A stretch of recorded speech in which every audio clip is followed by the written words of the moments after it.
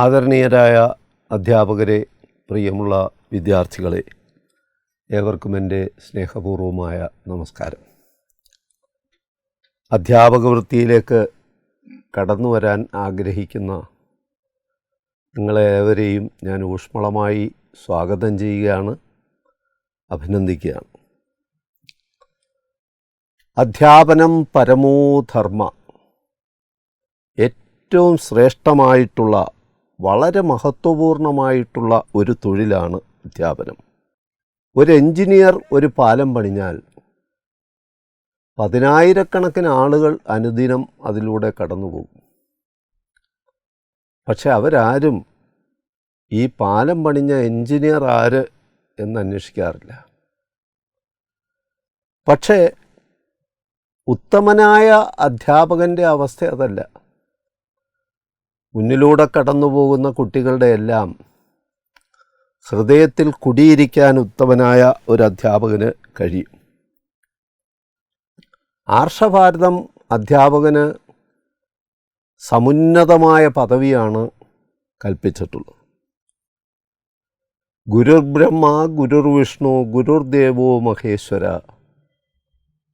ഗുരു സാക്ഷാൽ പരബ്രഹ്മ തസ്മൈ ശ്രീ ഗുരവേ നമഃ. സൃഷ്ടി സ്ഥിതി സംഹാരമൂർത്തികളായ ബ്രഹ്മാവ്, വിഷ്ണു, മഹേശ്വരൻ എന്നിവർക്ക് സമമായിട്ടാണ് അധ്യാപകനെ ആർഷഭാരതം കാണുന്നത്. സൃഷ്ടിസ്ഥിതി സംഹാരമൂർത്തികളായിട്ടുള്ള ഇവർക്കൊപ്പം കാണുന്ന ആ ഗുരുവിനെയാണ് നാം പ്രണമിക്കുന്നത്. കബീർദാസിൻ്റെ ഒരു ദോഹയിൽ അദ്ദേഹം പറയുന്നുണ്ട്, ഗുരു ഗോവിന്ദോവും ഖടേ കാക്കേലാകും പായ്,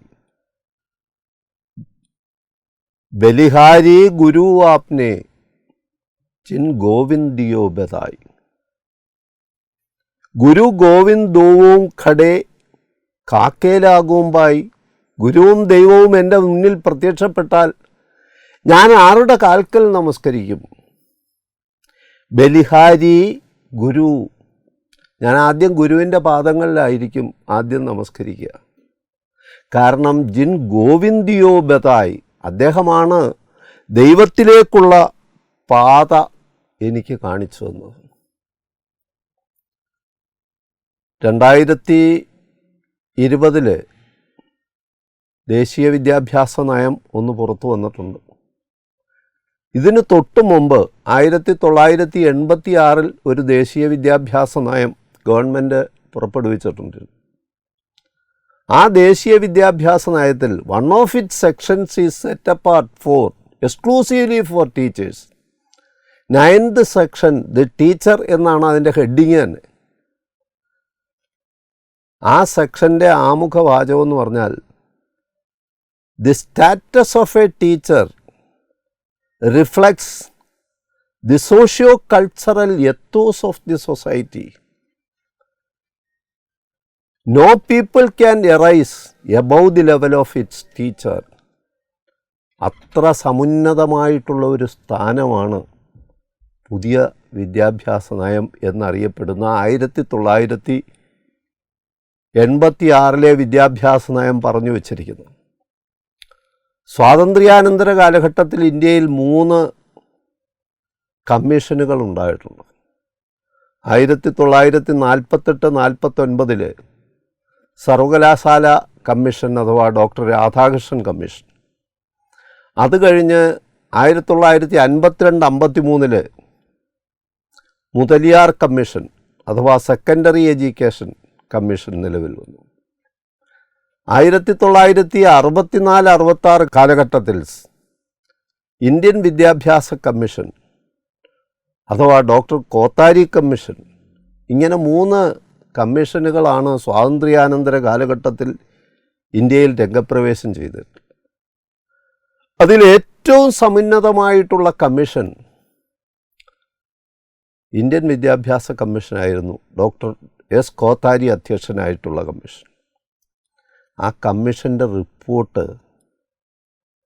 തുടങ്ങുന്ന വാചകം, the destiny of India is being shaped in her class rooms എന്നാണ്. ഇന്ത്യയുടെ ഭാവി ഭാഗധേയത്വം രൂപം കൊള്ളുന്നത് നമ്മുടെ ക്ലാസ് മുറികളിലാണ് എന്ന് പറഞ്ഞാൽ ഇന്ത്യയുടെ ഭാവി കരുപ്പിടിപ്പിക്കുന്നത് അധ്യാപകരാണ് എന്ന് ചുരുക്കി പറയാം. എന്ന് പറഞ്ഞാൽ അധ്യാപക വൃത്തിയിലേക്ക് കാലുകുത്തുന്ന നിങ്ങൾ ഓരോരുത്തരും ഇന്ത്യയുടെ ഭാവി ആണ് കരുപ്പിടിപ്പിക്കാൻ പോകുന്നത്. ഞാൻ ഇത്രയും പറഞ്ഞതിൻ്റെ ചുരുക്കമെന്ന് പറഞ്ഞാൽ അധ്യാപക വൃത്തി പോലെ വൃത്തിയുള്ള വേറൊരു പ്രവൃത്തിയില്ല എന്നാണ് ഈ പറഞ്ഞതിൻ്റെ സാരം. ഇനി ഹൈസ്കൂൾ ടീച്ചറുടെ PSC ആയിട്ട് ബന്ധപ്പെട്ട വിജ്ഞാപനവും അതിൻ്റെ തെരഞ്ഞെടുപ്പും അതിൻ്റെ പോസ്റ്റിങ്ങുമായിട്ട് ചില കാര്യങ്ങളാണ് ഞാൻ പറയാൻ ഉദ്ദേശിക്കുന്നത്. 2012 ഹൈസ്കൂൾ ടീച്ചർ പോസ്റ്റിന് വിശദമായിട്ടുള്ള ഒരു വിജ്ഞാപനം കേരള പബ്ലിക് സർവീസ് കമ്മീഷൻ പുറപ്പെടുവിച്ചു. 2017 ഇത് ടെസ്റ്റൊക്കെ കഴിഞ്ഞ് അതിൻ്റെ റാങ്ക് ലിസ്റ്റ് പബ്ലിഷ് ചെയ്തു. 2020 ഒക്ടോബറിൽ ഈ റാങ്ക് ലിസ്റ്റിൻ്റെ കാലാവധിയും കഴിഞ്ഞിട്ടുണ്ട്. ഹൈസ്കൂൾ ടീച്ചർ വ്യത്യസ്തമായ കാറ്റഗറികളിലുണ്ട്. Natural science, physical science, Malayalam, English, social science, ഇങ്ങനെ വൈവിധ്യമേറുന്ന സബ്ജക്റ്റുകളിൽ ഹൈസ്കൂൾ ടീച്ചർ വിളിക്കാൻ പോകുന്നുണ്ട്. അതിൻ്റെ വിജ്ഞാപനത്തിൻ്റെ ആദ്യ അനൗൺസ്മെൻ്റൊക്കെ പത്രങ്ങളിൽ വന്നു കഴിഞ്ഞു. ഈ പുതുവർഷ പുലരി ഹൈസ്കൂൾ ടീച്ചറുടെ നിരവധി വിഷയങ്ങളിലെ ഹൈസ്കൂൾ ടീച്ചറിൻ്റെ PSCയുടെ വിജ്ഞാപനത്തോടു കൂടിയായിരിക്കും പുലരുന്നത്. ഡിഗ്രിയും BEdും മാത്രമല്ല കേട്ടറ്റും പാസ്സായി അനേക വർഷങ്ങളായിട്ട് കാത്തിരിക്കുന്ന ഉദ്യോഗാർത്ഥികളുടെ ഒരു വലിയ നീണ്ട നിര തന്നെ കേരളത്തിലുണ്ട്. ഈ പറഞ്ഞതിനർത്ഥം അത്ര എളുപ്പമല്ല ഹൈസ്കൂൾ ടീച്ചറായിട്ട് ജോലി കിട്ടുക എന്നുള്ളതാണ്. കഠിനമായിട്ടുള്ള ഒരു പ്രയത്നം, നിരന്തരമായിട്ടുള്ള കോച്ചിങ്, വിശേഷ ഓൺലൈൻ കോച്ചിങ്, അതാണല്ലോ ഈ കാലഘട്ടത്തിൽ ഏറ്റവും പ്രാധാന്യത്തോടു കൂടി നടന്നു വരുന്നത്. അതിൻ്റെ അനിവാര്യതയിലേക്കാണ് ഇത് വിരൽ ചൂണ്ടുന്നത്. ആയിരക്കണക്കിന് ആളുകൾ മത്സരിക്കുന്ന ഒരു പരീക്ഷയാവുമ്പോൾ അത്രമാത്രം കാര്യമാത്ര പ്രസക്തമായിട്ട് അതിനുവേണ്ടിയുള്ള തയ്യാറെടുപ്പും ആവശ്യമാണ്. നമുക്ക് ഈ ടെസ്റ്റുകൾ we can broadly classify these tests into 2 categories. ആദ്യത്തെ വിഭാഗത്തിൽ എലിജിബിലിറ്റി ടെസ്റ്റാണ് വരുന്നത്. KTET, CTET, SET, NET, all these are eligibility test. മറ്റൊരു കാറ്റഗറിയിൽ വരുന്നതാണ് competitive examination. Railway recruitment board, BSRB, PSC, UPSC ഇതൊക്കെ നടത്തുന്ന എക്സാമിനേഷൻ കോമ്പറ്റീറ്റീവ് എക്സാമിനേഷനാണ്. ഒരു ഉദാഹരണം പറഞ്ഞാൽ, അവസാനം നടന്ന BSRB എക്സാമിനേഷന് അപേക്ഷിച്ച് 78,000 പേരായിരുന്നു. അതിൽ ടെസ്റ്റൊക്കെ കഴിഞ്ഞ് 750 പേരെ തിരഞ്ഞെടുത്തു ഇൻ്റർവ്യൂവിന്. ഇൻ്റർവ്യൂവും കഴിഞ്ഞ് 139 പേരെയാണ് പോസ്റ്റ് ചെയ്തത്. എന്ന് പറഞ്ഞാൽ 78,000 പേരിൽ നിന്ന് 139 പേർക്കാണ് സെലക്ഷൻ കിട്ടിയത് എന്ന് സാരം. Only the top cream will be selected. ഞാനീ പറഞ്ഞതിന് ഒരു കാര്യം നിങ്ങൾക്ക് മനസ്സിലായി കാണും. എലിജിബിലിറ്റി ടെസ്റ്റ് ഉണ്ടെന്ന് പറഞ്ഞു കഴിഞ്ഞാൽ എലിജിബിലിറ്റി ടെസ്റ്റിൻ്റെ ഒരു പ്രത്യേകത, ഒരു നിശ്ചിത ശതമാനം മാർക്ക് നേടിയാൽ you will be declared as eligible. For example, കേട്ടറ്റിന് 150 മാർക്കിന് 150 ചോദ്യങ്ങളാണ്. അതിൽ 60% മാർക്ക് മേടിച്ചാൽ, 60 ചോദ്യങ്ങൾക്ക് ശരിയായിട്ട് ഉത്തരം എഴുതി കഴിഞ്ഞാൽ 90 മാർക്ക് കിട്ടിയാൽ നിങ്ങൾ എലിജിബിളായി. എലിജിബിൾ ആകേണ്ട കാര്യമേ ഉള്ളൂ അത്തരം ടെസ്റ്റുകൾക്ക്. പക്ഷേ കോമ്പറ്റേറ്റീവ് ടെസ്റ്റിൻ്റെ അവസ്ഥ അതല്ല. നിങ്ങൾ എലിജിബിൾ ആകുക എന്നുള്ളതല്ല പ്രധാനം. നിങ്ങൾ 1ാം റാങ്കിൽ എത്തുക എന്നുള്ളതാണ് ഏറ്റവും പ്രധാനം.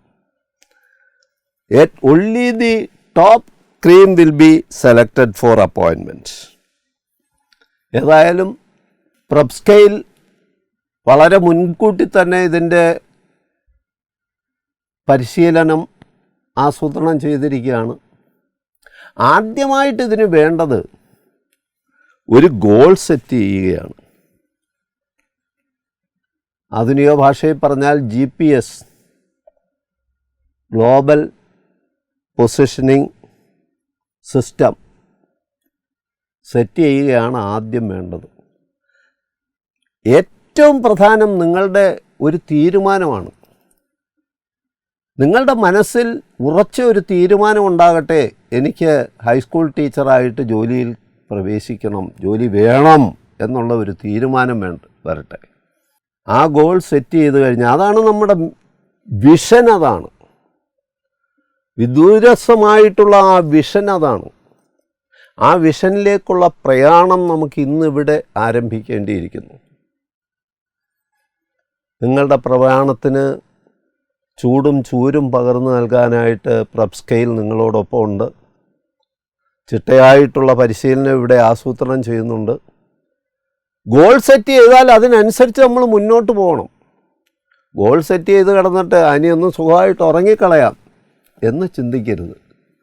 ചിട്ടയായിട്ടുള്ള ഒരു പരിശീലനം, വേണ്ടത്ര സമയം നമ്മുടെ മുന്നിലുണ്ട്.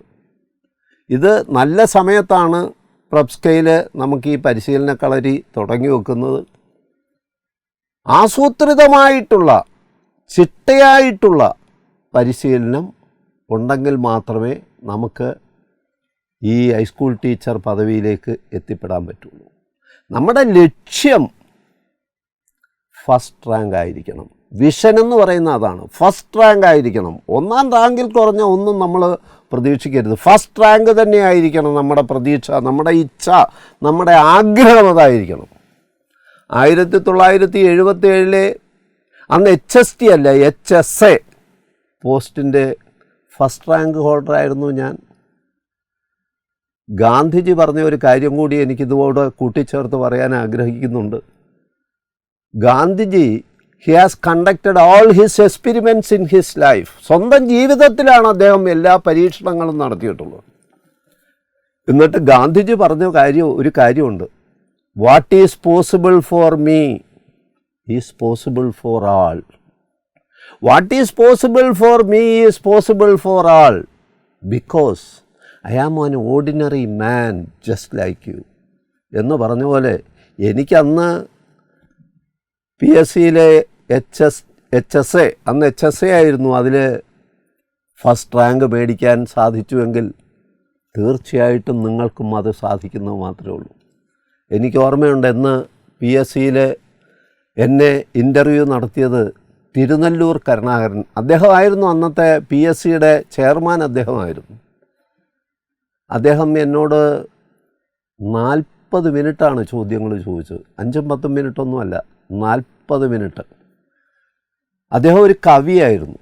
അദ്ദേഹത്തിൻ്റെ റാണി എന്ന് പറയുന്ന ഒരു കവിതയുണ്ട്. കൊല്ലം ജില്ലയിലെ അഷ്ടമുടിക്കായലിൻ്റെ പശ്ചാത്തലത്തിൽ എഴുതിയ ഒരു കവിതയാണിത്. വൃശ്ചികക്കാറ്റൊന്ന് മാറത്ത് കൈവച്ചാൽ പ്രക്ഷുബ്ധമായിടും കായൽ. അതായത് അഷ്ടമുടിക്കായലിനെ ഒരു യുവതിയായിട്ടും ആണ് അതിൽ ചിത്രീകരിച്ചിരിക്കുന്നത്. അത്ര ഭംഗിയുള്ള ഒരു ഹൃദ്യമായിട്ടുള്ള ഒരു കവിത ആണ് അദ്ദേഹം എഴുതിയത്. അദ്ദേഹം കവിതയെക്കുറിച്ചും സാഹിത്യത്തെക്കുറിച്ചും ഒക്കെ വളരെയേറെ എന്നെ വിശദമായിട്ട് തന്നെ ചോദ്യം ചെയ്തിട്ടാണ് ഫസ്റ്റ് റാങ്ക് തന്നത്. ഏതായാലും എനിക്ക് ഫസ്റ്റ് റാങ്ക് മേടിക്കാൻ കഴിഞ്ഞെങ്കിൽ നിങ്ങൾക്കും തീർച്ചയായിട്ടും ഫസ്റ്റ് റാങ്ക് മേടിക്കാൻ കഴിയും. അതിനുള്ള ഒരു മിഷനാണ് വേണ്ടത്. വിഷൻ മാത്രം പോരാ. നമ്മൾ സ്വപ്നം കണ്ടാൽ മാത്രം പോരാ. സ്വപ്നം കണ്ടിട്ട് കിടന്ന് സുഖമായിട്ട് ഈ APJ അബ്ദുൽ കലാം പറഞ്ഞ ഒരു കാര്യമുണ്ട്. നമ്മൾ ഉറക്കത്തിൽ കാണുന്നതല്ല സ്വപ്നം കേട്ടോ, യഥാർത്ഥ സ്വപ്നം നമ്മുടെ ഉറക്കം കെടുത്തുന്നതായിരിക്കണം. ഒരു മിഷൻ വേണം. മിഷൻ എന്ന് പറഞ്ഞാൽ കേരളം സമ്പൂർണ്ണ സാക്ഷരത കൈവരിച്ചത് അക്ഷര കേരളം ടോട്ടൽ ലിറ്ററസി മിഷനോടുകൂടിയാണ്. സമ്പൂർണ്ണ സാക്ഷരത യജ്ഞം എന്നായിരുന്നു അതിൻ്റെ പേര്. അത്തരത്തിൽ യജ്ഞപൂർണമായിട്ടുള്ള ഒരു പ്രവർത്തനം നിങ്ങളുടെ ഭാഗത്തു നിന്ന് ഉണ്ടായാൽ തീർച്ചയായിട്ടും HST ആയി നിങ്ങൾക്ക് ജോലിയിൽ പ്രവേശിക്കാം. ശുഭാപ്തി വിശ്വാസം മുറുക്കെ പിടിച്ചുകൊണ്ട് കഠിനാധ്വാനം ചെയ്യുക. വിജയം തീർച്ചയായിട്ടും ഉറപ്പാണ്. ഇതിനാദ്യം വേണ്ട കാര്യം എന്താണെന്ന് വെച്ചാൽ, PSCയുടെ സൈറ്റുണ്ട്, കേരള PSC സൈറ്റിൽ പോയിട്ട് ഇതിൻ്റെ സിലബസ് ഒന്ന് ഡൗൺലോഡ് ചെയ്ത് പ്രിൻ്റ് എടുക്കുക. എന്നിട്ട് അത് ആദ്യം ഒന്ന് പഠിക്കുക. HST പരീക്ഷയുടെ സിലബസിൽ there are 2 parts. പാർട്ട് 1 ജനറലും B.Ed പോലെ തന്നെ കോർ പേപ്പറും ഉണ്ട്, ഓപ്ഷണൽ പേപ്പറും ഉണ്ട്. കോർ സബ്ജക്റ്റുകളാണ് പാർട്ട് 1-ൽ, ഓപ്ഷണൽ സബ്ജക്റ്റാണ് പാർട്ട് 2-ൽ. പാർട്ട് 1-ലെ സിലബസ് എന്ന് പറഞ്ഞാൽ ഇറ്റ് കൺസിസ്റ്റ് ഓഫ് 3 മോഡ്യൂൾസ്. ആദ്യത്തെ 1ാമത്തെ മോഡ്യൂള് കേരള നവോത്ഥാനവും ഇന്ത്യൻ സ്വാതന്ത്ര്യ സമരവുമാണ്. ഭരണഘടനയൊക്കെ അക്കൂട്ടത്തിൽ വരും. കേരള നവോത്ഥാനവും ഇന്ത്യൻ ഭരണഘടന ഉൾപ്പെടെ ഉള്ള അതുമായിട്ട് ബന്ധപ്പെട്ട ചരിത്ര കാര്യങ്ങളുമാണ് പാർട്ട് 1-ൽ മോഡ്യൂൾ 1-ലുള്ളത്. Module 2 general knowledge and current affairs, പൊതുവിജ്ഞാനവും സമകാലിക സംഭവങ്ങളും, അതാണ് മോഡ്യൂൾ 2. മോഡ്യൂൾ 3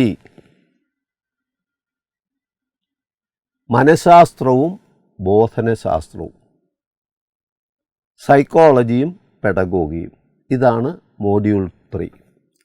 ഇതിൽ ഏറ്റവും പ്രധാനമായിട്ട് B.Edഉം കേട്ടറ്റും ഒക്കെ കഴിഞ്ഞ നിങ്ങളെ സംബന്ധിച്ചിടത്തോളം ജോലി ഉറപ്പാക്കാനുള്ള ഒരു മാർഗം ഈ മോഡ്യൂൾ 3 നിങ്ങൾ പഠിച്ചിട്ടുള്ളതാണ്. അതൊന്നുകൂടെ ശ്രദ്ധിച്ച് വായിച്ചു കഴിഞ്ഞാൽ നിങ്ങൾക്കതിൽ 100-ൽ 100% മാർക്കും മേടിക്കാൻ കഴിയും. 100% മാർക്ക് മേടിക്കാൻ കഴിയുന്ന ഒരു ഏരിയയാണ് നിങ്ങളെ സംബന്ധിച്ചിടത്തോളം. ഈ മോഡ്യൂൾ 3-ൽ 10 യൂണിറ്റുകളുണ്ട്. അതിൽ 1ാമത്തെ unit taxonomy of educational objectives ആണ്. ഇപ്പോൾ നിങ്ങളിൽ പലരും കുറേ കാലം മുമ്പൊക്കെ B.Ed എടുത്തവരുണ്ടാവും. അപ്പോൾ അന്ന് നിങ്ങൾ പഠിച്ച ടാക്സോണമി ബെഞ്ചമിൻ എസ് ബ്ലൂമിൻ്റെ ടാക്സോണമി ആയിരിക്കും നിങ്ങൾ മിക്കവാറും പഠിച്ചിട്ടുള്ളത്. ഇപ്പോൾ റിവൈസ്ഡ് ടാക്സോണമിയാണ് B.Ed ക്ലാസ്സുകളിൽ ഞങ്ങൾ പഠിപ്പിക്കുന്നത്. ക്രാത്തോൾ അദ്ദേഹത്തിൻ്റെ സംഭാവനകളെക്കുറിച്ചാണ് കൂടുതൽ അറിഞ്ഞിരിക്കേണ്ടത്. അപ്പം നിങ്ങൾ എഡ്യൂക്കേഷണൽ ടാക്സോണമിയിൽ നിങ്ങൾ പഠിച്ചതിൽ ഒന്നുകൂടെ റിവിഷൻ നടത്തുകയും പുതുതായിട്ട് റിവൈസ്ഡ് ടാക്സോണമി പഠിക്കുകയും വേണം എന്ന് ചുരുക്കം. 2ാമത്തത് പെഡഗോഗിക് അനാലിസിസ് ആണ്. പെഡഗോഗിക് അനാലിസിസ് ഞങ്ങളിപ്പം B.Ed ക്ലാസ്സിൽ വേറൊരു പേരിലാണ് അത് പഠിപ്പിക്കുന്നത്. TPAC എന്ന് പറയും. TPAC എന്ന് പറഞ്ഞാൽ ടെക്നോളജിക്കൽ പെഡഗോഗിക്കൽ കണ്ടൻറ്റ് അനാലിസിസ് എന്ന് ചുരുക്കം. I shall repeat: technological pedagogical and content analysis. പണ്ടൊക്കെ ഒരു വിഷയം അറിഞ്ഞിരിക്കുന്ന ഏവർക്കും അധ്യാപകനാകാമായിരുന്നു. ഒരു വിഷയം അറിഞ്ഞിരുന്നാൽ മാത്രം മതി, അയാൾക്ക് അധ്യാപകനാകും. പക്ഷെ ഇന്നത്തെ അവസ്ഥ അതല്ല. ഇന്ന് വിഷയം അറിഞ്ഞിരുന്നാൽ മാത്രം അധ്യാപകനാകാൻ കഴിയില്ല. ഉത്തമനായിട്ടുള്ള ഒരു അധ്യാപകനാകണമെങ്കിൽ വിഷയം ആധികാരികമായിട്ട് അറിഞ്ഞിരിക്കണം.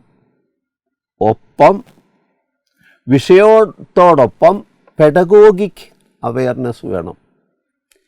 എങ്ങനെയാണ് ഇത് അനാലിസിസ് നടത്തേണ്ടത്, വിഷയം അപഗ്രഥിക്കേണ്ടത് എങ്ങനെ, അതിനെ സിംപ്ലിഫൈ ചെയ്യേണ്ടത് എങ്ങനെ, അതിനെ സ്ട്രക്ചർ ചെയ്യേണ്ടത് എങ്ങനെ, കുട്ടികൾക്ക് പകർന്നു നൽകേണ്ടത് എങ്ങനെ.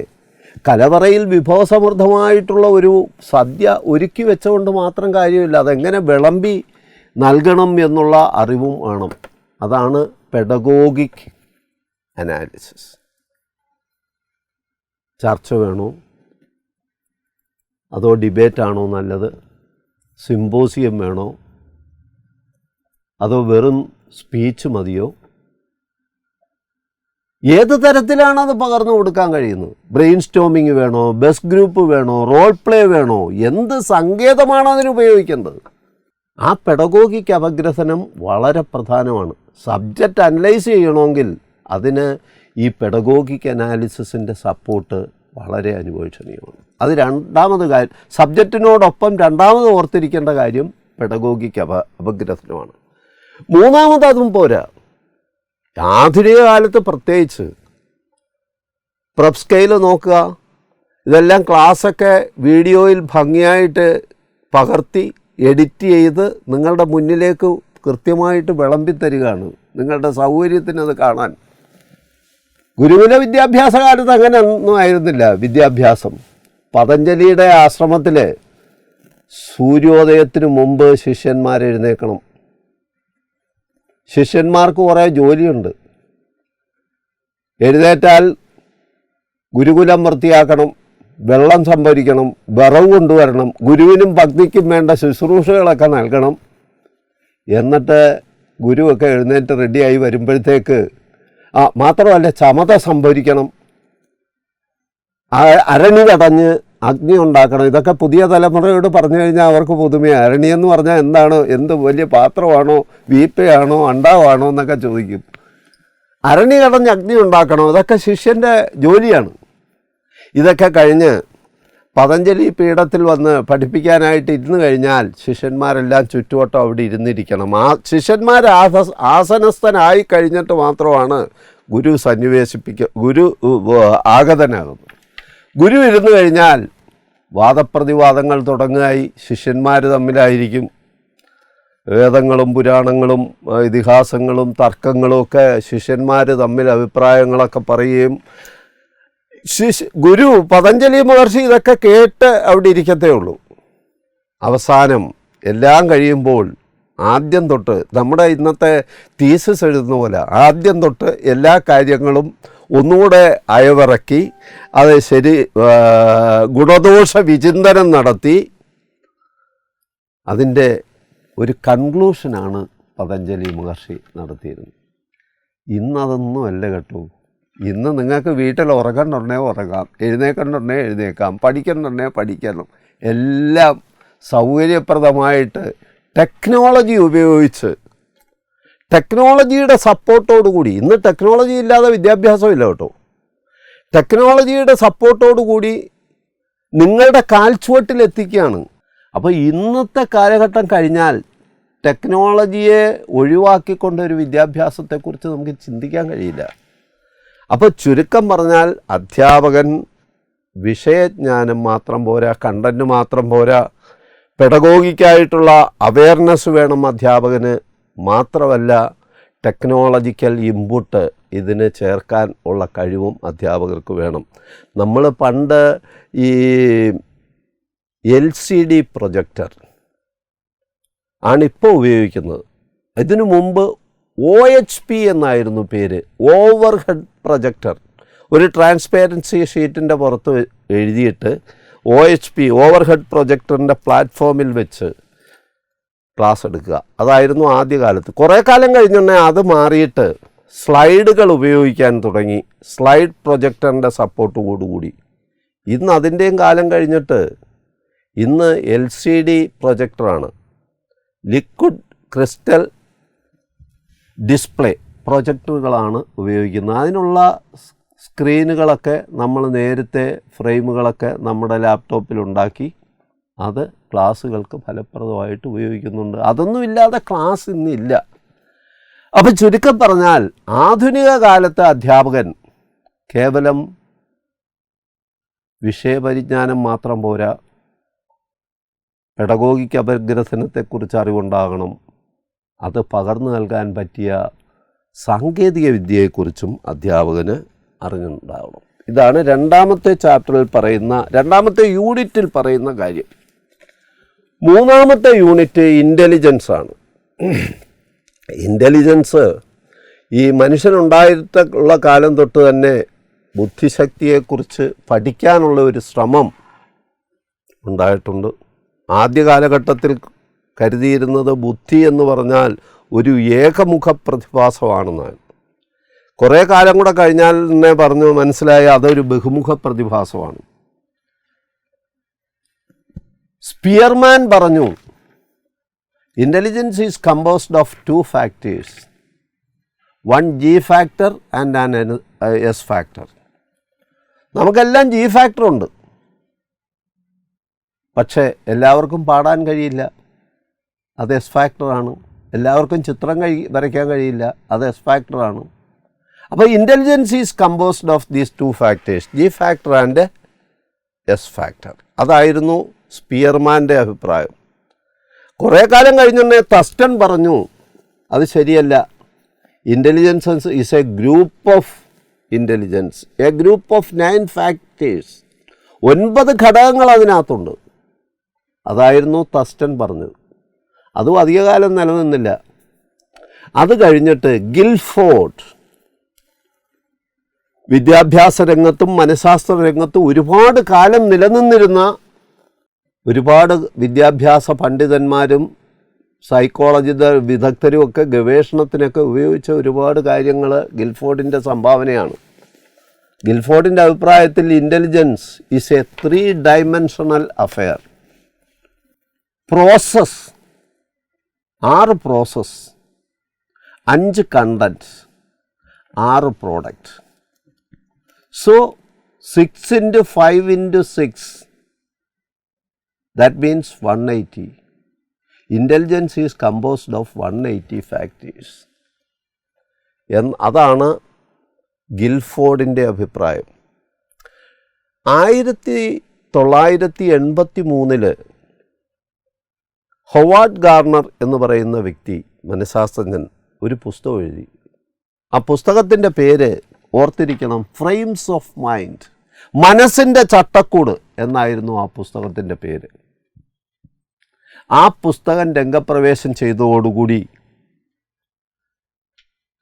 ഇൻ്റലിജൻസിനെ കുറിച്ച് അതുവരെ നിലനിന്നിരുന്ന എല്ലാ സങ്കല്പങ്ങളെയും സിദ്ധാന്തങ്ങളെയും തുടച്ചു മാറ്റപ്പെട്ടു എന്ന് പറയുന്നതായിരിക്കും ശരി. According to frames of mind, according to Howard Gardner, intelligence is composed of 7 independent intelligence.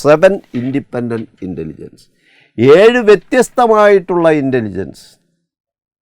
Spatial or visual intelligence, verbal or linguistic intelligence, mathematical or logical intelligence, bodily kinesthetic intelligence, musical or rhythmic intelligence, interpersonal intelligence, intrapersonal intelligence. ഇതായിരുന്നു 7 components ഇൻ്റലിജൻസിലെ. നമ്മുടെ സാമാന്യ ബുദ്ധിയോട് ആലോചിച്ചാലും ശരിയാണ്, യേശുദാസിന് റിഥമിക്കൽ and musical ഇൻ്റലിജൻസാണ് ഉള്ളത്. Sachin തെണ്ടുൽക്കർക്കോ bodily കിനസ്തെറ്റിക്കാണ്. Sachin തെണ്ടുൽക്കറെ കൊണ്ട് പാടാൻ പറഞ്ഞാലും യേശുദാസിനെ കൊണ്ട് cricket കളിപ്പിക്കാൻ ശ്രമിച്ചാലും എന്തായിരിക്കും സംഭവിക്കുക എന്ന് നമുക്കറിയാം.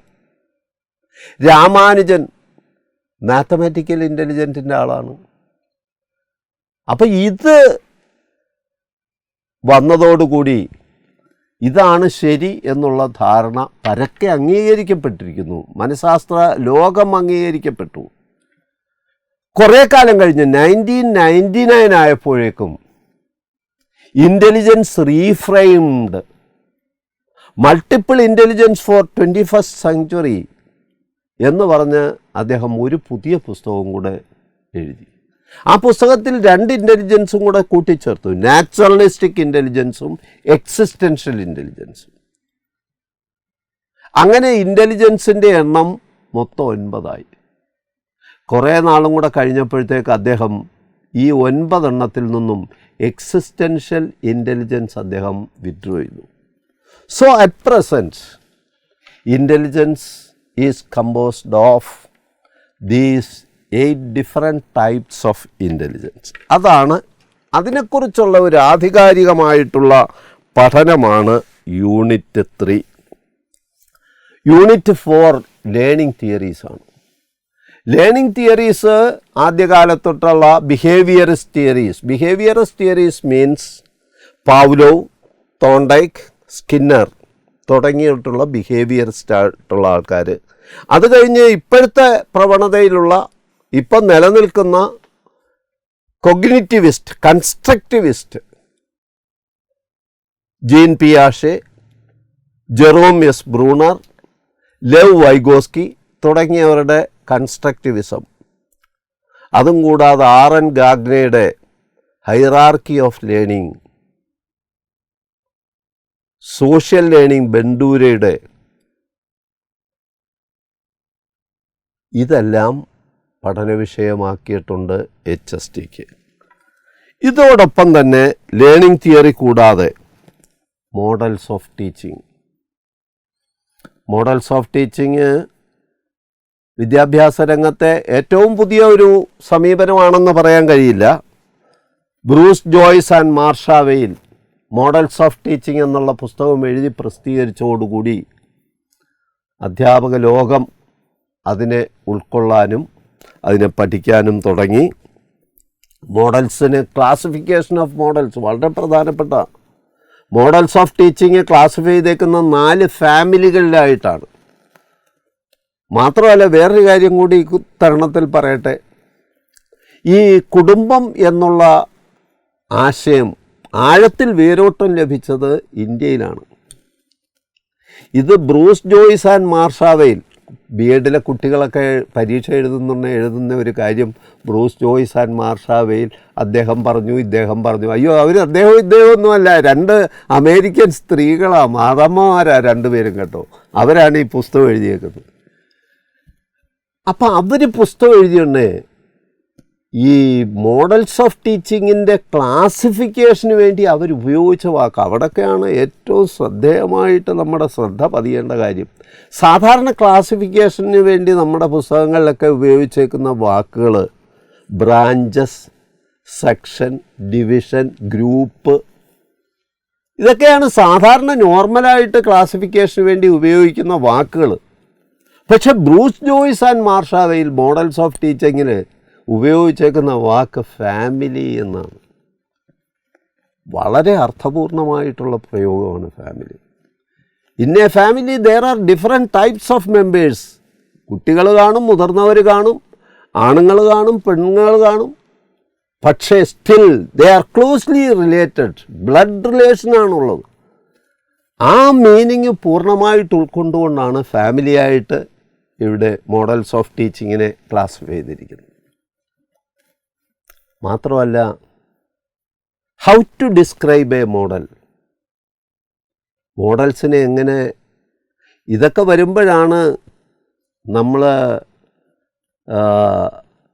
ഗുരുകുല വിദ്യാഭ്യാസത്തിൽ നിന്ന് എത്രമാത്രം നമ്മളിങ്ങ് മാറി വികസിച്ച് പരിണമിച്ച് വികാസം പ്രാപിച്ചെത്തിയിരിക്കുന്നു എന്നൊക്കെ നമുക്ക് മനസ്സിലാവുന്നു. ഹൗ ടു ഡിസ്ക്രൈബ് എ മോഡലിൽ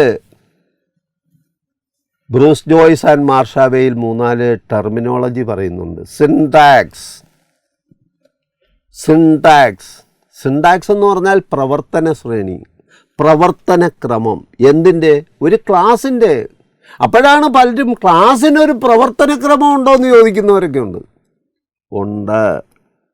ക്ലാസ് എങ്ങനെ തുടങ്ങണം, എങ്ങനെ ഒരു വിഷയം അവതരിപ്പിക്കണം, എങ്ങനെ അത് വികസിപ്പിക്കണം, എങ്ങനെ അത് പരിസമാപ്തിയിലെത്തിക്കണം, എങ്ങനെ അത് മൂല്യനിർണ്ണയം നടത്തണം, എങ്ങനെ അസൈൻമെൻറ്റ് കൊടുക്കണം. അതാണ് സിൻടാക്സ് എന്ന് പറയുന്നത്, പ്രവർത്തന ശ്രേണി. Then social system. Class is A miniature society. സമൂഹത്തിൻ്റെ ഒരു ഹ്രസ്വമായിട്ടുള്ള പരിച്ഛേദമാണ് ക്ലാസ്. അവിടെ ഏത് തരത്തിലുള്ള ഏത് വിഷയം പഠിപ്പിക്കുമ്പോൾ ഏത് സോഷ്യൽ സിസ്റ്റമാണ് ഫോളോ ചെയ്യേണ്ടത്? സൾഫ്യൂരിക് ആസിഡ് കൊണ്ട് പരീക്ഷണം നടത്തുന്ന അധ്യാപികയ്ക്ക് ഒരു ലൂസായിട്ടുള്ള ക്ലാസ് അന്തരീക്ഷം പെർമിറ്റ് ചെയ്യാൻ പറ്റുമോ? കുട്ടികൾ ഡെസ്കിൻ്റെ കാലൂരി ബാറ്റ് ചെയ്യുകയും ഡസ്റ്റർ ബൗൾ ചെയ്യുകയും ചെയ്യുന്ന അന്തരീക്ഷം ആ ക്ലാസ്സിൽ പറ്റുമോ?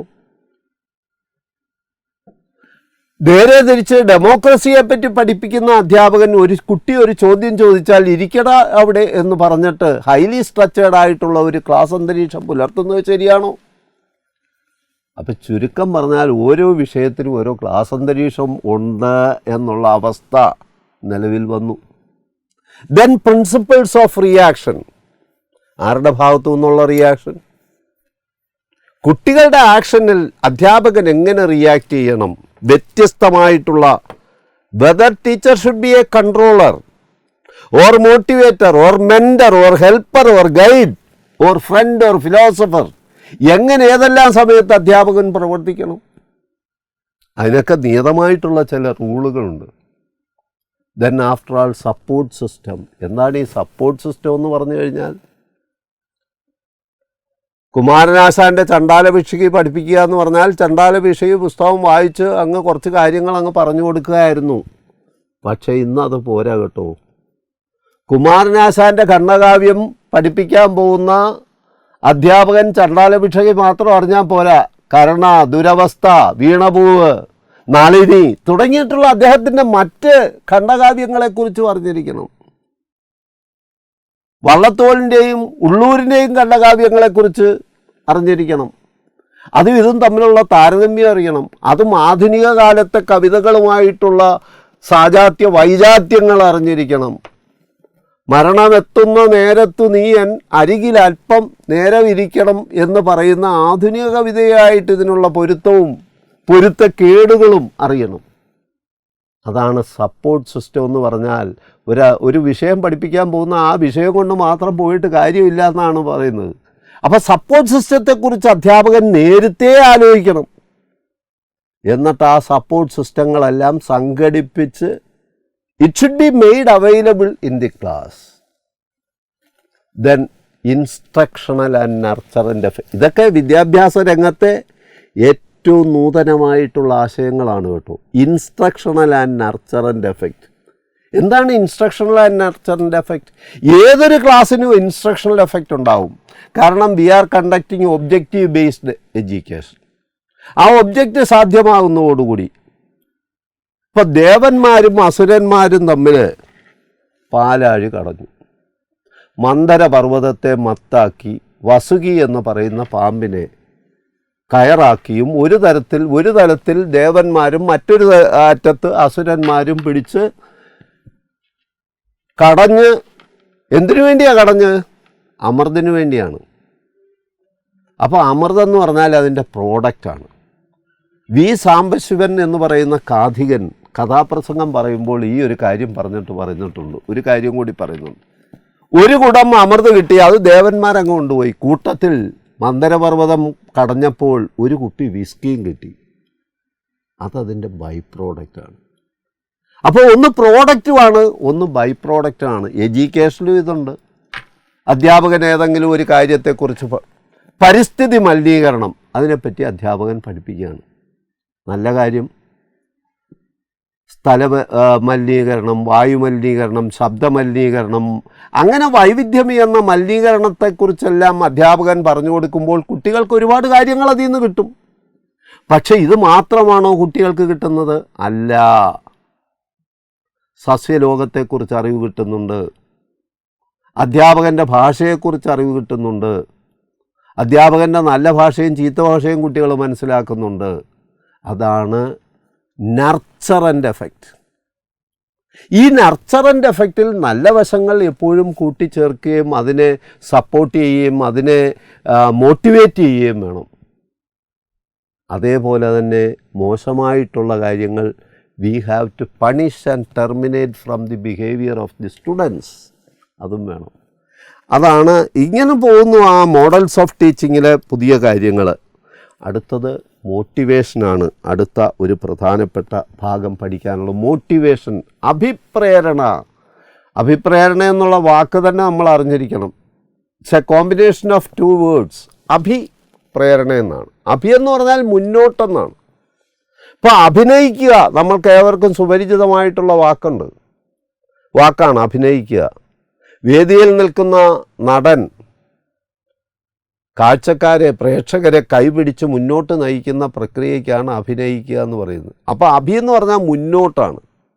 അഭിപ്രേരണ എന്ന് പറഞ്ഞാൽ മുന്നോട്ട് നയിക്കുന്ന വാസനാ വൈഭവം, സിദ്ധി വൈഭവം, അതാണ് അഭിപ്രേരണ. ഇപ്പം ഞാനൊരു ഉദാഹരണം പറയട്ടെ. ഒരു കുട്ടി, ഒട്ടും വിശപ്പില്ലാത്ത ഒരു കുട്ടി, അവന് തീരെ ഇഷ്ടമില്ലാത്ത ഒരു ഭക്ഷണം അവൻ്റെ അമ്മയുടെ നിർബന്ധത്തിന് വഴങ്ങി കഴിക്കുന്നു. അതിൽ പ്രേരണയുണ്ടോ അഭിപ്രേരണയുണ്ടോ നിങ്ങളൊന്ന് ആലോചിച്ച് നോക്കണം. അഭിപ്രേരണ ഉണ്ടോ എന്ന് മാത്രം ആലോചിച്ചാൽ പോരാ. അഭിപ്രേരണ ഉണ്ടെങ്കിൽ എന്താണ്, what is the motivating factor എന്നൂടെ കണ്ടുപിടിക്കണം. അടുത്ത സിമിലറായിട്ടുള്ള വേറൊരു കോണ്ടസ്റ്റ് പറയാം. വിശന്നാർത്തനായിട്ടുള്ള ഒരു കുട്ടി, അതിന് ഏറ്റവും ഇഷ്ടപ്പെട്ട ഭക്ഷണം ആർത്തിയോടുകൂടി വാരി തിന്നുന്നു. This is another contest. അവിടെ പ്രേരണയുണ്ടോ? ഇത് അനലൈസ് ചെയ്യുന്നുണ്ടെങ്കിൽ ഒരു കാര്യം നമുക്ക് മനസ്സിലാവും.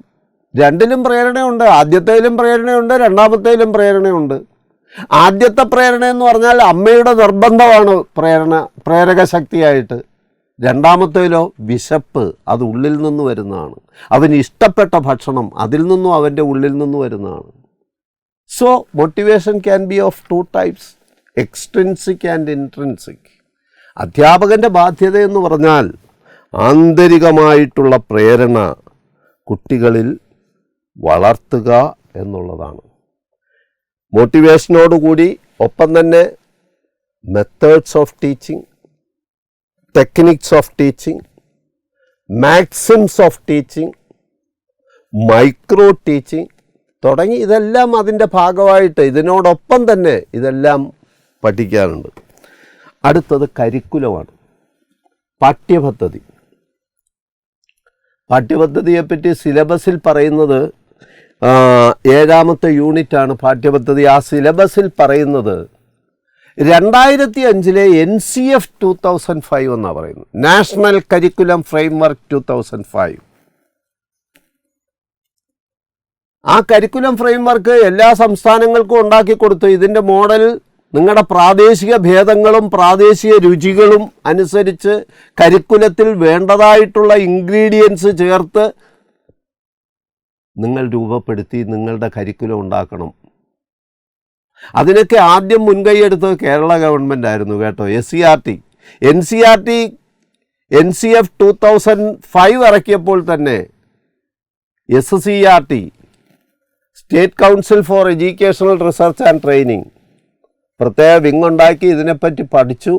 2007 ആയപ്പോൾ KCF, കേരള കരിക്കുലം ഫ്രെയിംവർക്ക് 2007 പ്രസിദ്ധീകരിച്ചു.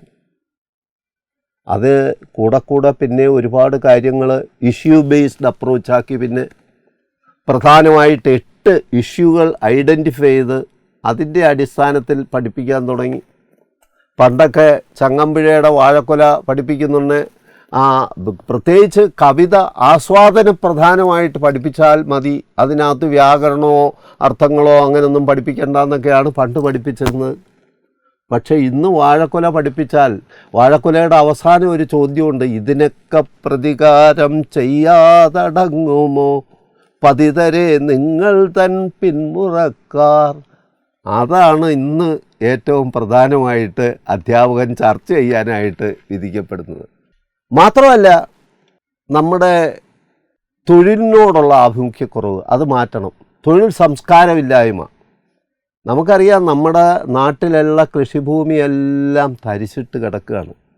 ഈ നാട്ടിൽ തൊഴിലെടുക്കുന്നത് ഒരു മോശമായിട്ടുള്ള ഒരു കാര്യം ആയിട്ടാണ്. പണ്ട് ഒരു കുട്ടിയോട് അമ്മ പറഞ്ഞു, മോളെ ആ പാത്രം ഒന്ന് തേച്ച് പിഴക്കിയരെന്ന് അമ്മ മോളോട് പറഞ്ഞിട്ടുണ്ടെങ്കിൽ മോൾ അമ്മയോട് ചോദിക്കുക, എന്താ ഞാനിവിടുത്തെ സർവൻ്റാണോ?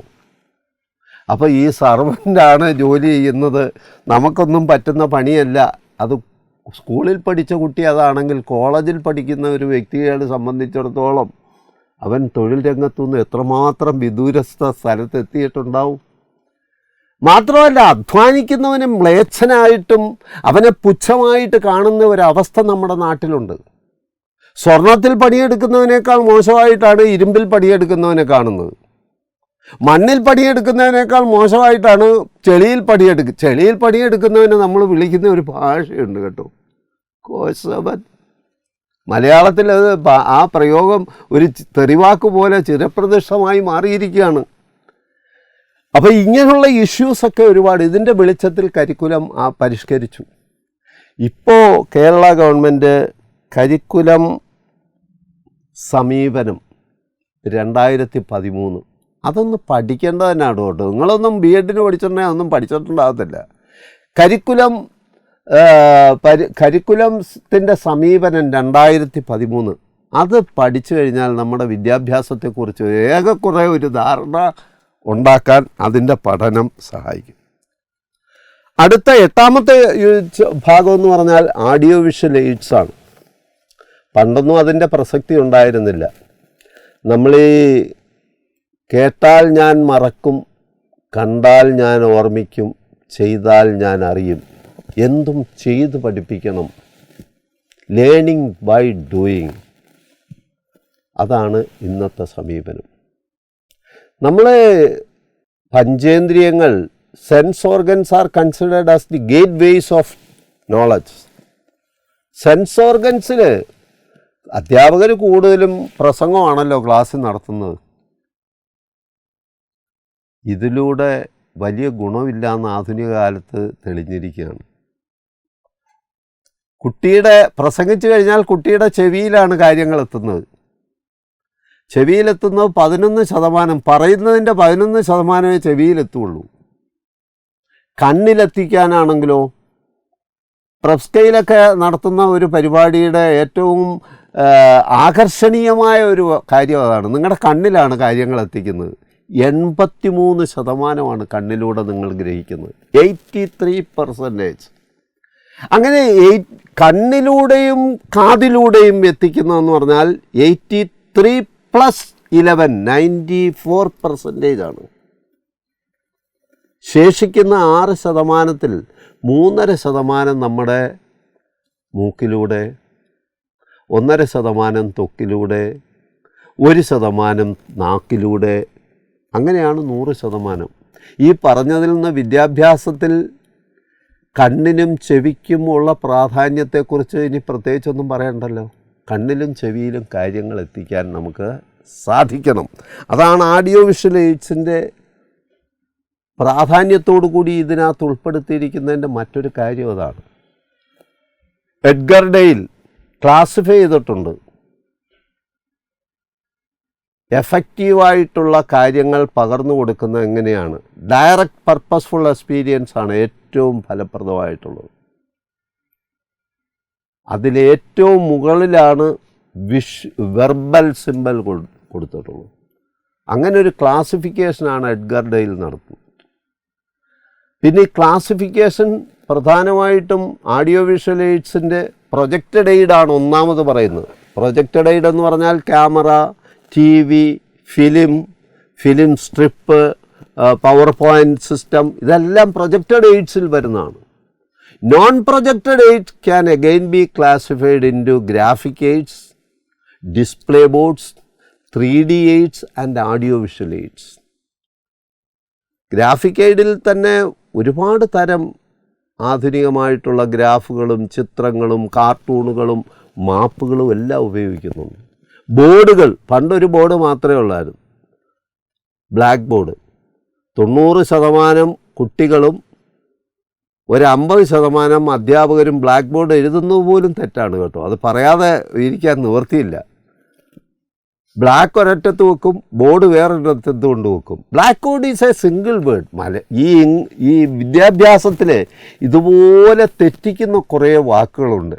ബാലകൃഷ്ണ സാറിനെ പോലുള്ള ആൾക്കാരൊക്കെ വാസ്തവത്തിൽ ഇതിലൊരു പഠനം നടത്തണം കേട്ടോ. ഈ തെറ്റിക്കുന്നവ blackboard, classroom, psychoanalysis, ഇങ്ങനെയുള്ള ഒരുപാട് ഒന്നും വേണ്ട. ടൈം ടേബിളൊന്ന് കൃത്യമായിട്ട് എഴുതാൻ അറിയാവുന്ന കുട്ടികളുടെ കാര്യം പോട്ടെ, ടീച്ചേഴ്സ് 90% തെറ്റിച്ചാണ് എഴുതുന്നത്. Time table is A single word. അപ്പോൾ ഇങ്ങനെയുള്ള കാര്യങ്ങൾ, ഈ ബോർഡുകൾ, ഒറ്റ ബോർഡിനെ പറ്റി മാത്രമേ മനുഷ്യനെ അറിയാവുള്ളൂ വിദ്യാഭ്യാസ രംഗം. അതല്ല, ഒരുപാട് തരം ബോർഡുകളുണ്ട്. Magnetic board, peg board, display board, bulletin board, flannel board. There are so many different types of boards that can be used in classrooms. Smart ബോർഡൊക്കെ വിദ്യാഭ്യാസ രംഗത്തെ ആധുനികമായിട്ടുള്ള ഒരു പ്രവണതയാണ്. ഇതെല്ലാം ഉപയോഗിക്കാൻ കഴിയണം. ഇത് മാത്രമല്ല, activity aids, field trip, study tour, dramatisation, demonstration, aquarium, vivarium, terrarium, ഇതെല്ലാം ഈ വിദ്യാഭ്യാസത്തിന് യൂട്ടിലൈസ് ചെയ്യണം എന്നുള്ളതാണ് ഓഡിയോ വിഷ്വൽ എയ്ഡ്സ് പറഞ്ഞത്. 9ാമത്തെ യൂണിറ്റ് എന്ന് പറഞ്ഞാൽ അധ്യാപകരെ പറ്റിയാണ് പറയുന്നത്.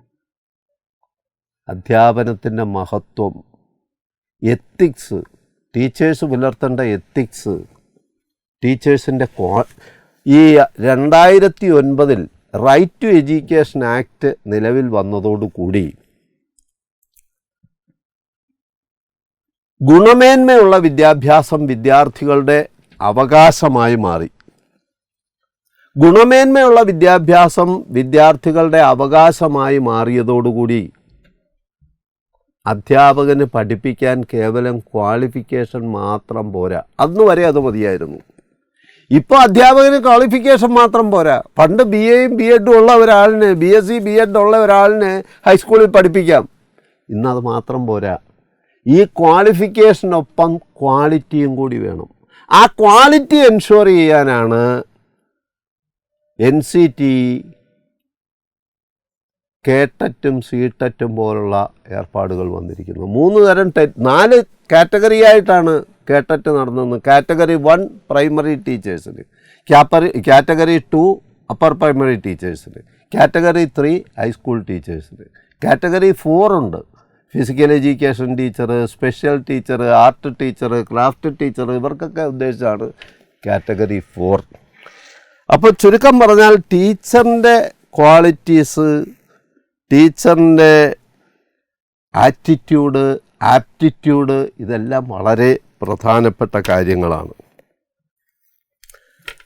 10ാമത്തെ യൂണിറ്റ് എന്ന് പറഞ്ഞാൽ മെഷർമെൻറ്റ് ആൻഡ് ഇവാലുവേഷനാണ്. ഇപ്പോൾ ഇതിനകത്ത് പറഞ്ഞിരിക്കുന്ന assessment and ഇവാലുവേഷനാണ്.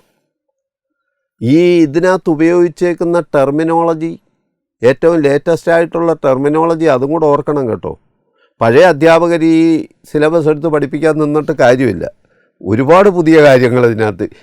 Assessment and evaluation, what is the difference between assessment and evaluation, അത് തന്നെ പഠിക്കാനുള്ള ഒരു കാര്യമാണ്. What is assessment for learning, what is assessment of learning, what is assessment as learning, how far these terminologies are different from evaluation. Summative evaluation എന്ന് പറഞ്ഞാൽ എന്താണ്, formative evaluation എന്ന് പറഞ്ഞാൽ എന്താണ്, what are the different types of test items, testing tools and technique. കുറേ നാൾ മുമ്പ് 1 വർഷം B.Ed പഠിപ്പിച്ചിട്ട് ഒരു ടീച്ചർ എന്നോട് പറഞ്ഞു, സാർ ഈ ടൂൾസും ടെക്നിക്കും തമ്മിൽ എന്തെങ്കിലും വ്യത്യാസമുണ്ടോ? 1 വർഷം പഠിപ്പിച്ച് കഴിഞ്ഞിട്ടാണ് ചോദിക്കുന്നത്.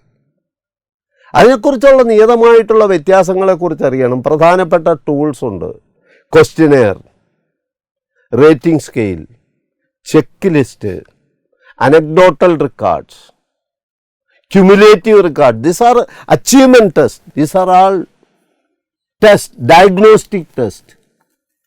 ടെക്നിക്കുകൾ അതുപോലെ പലതുമുണ്ട്.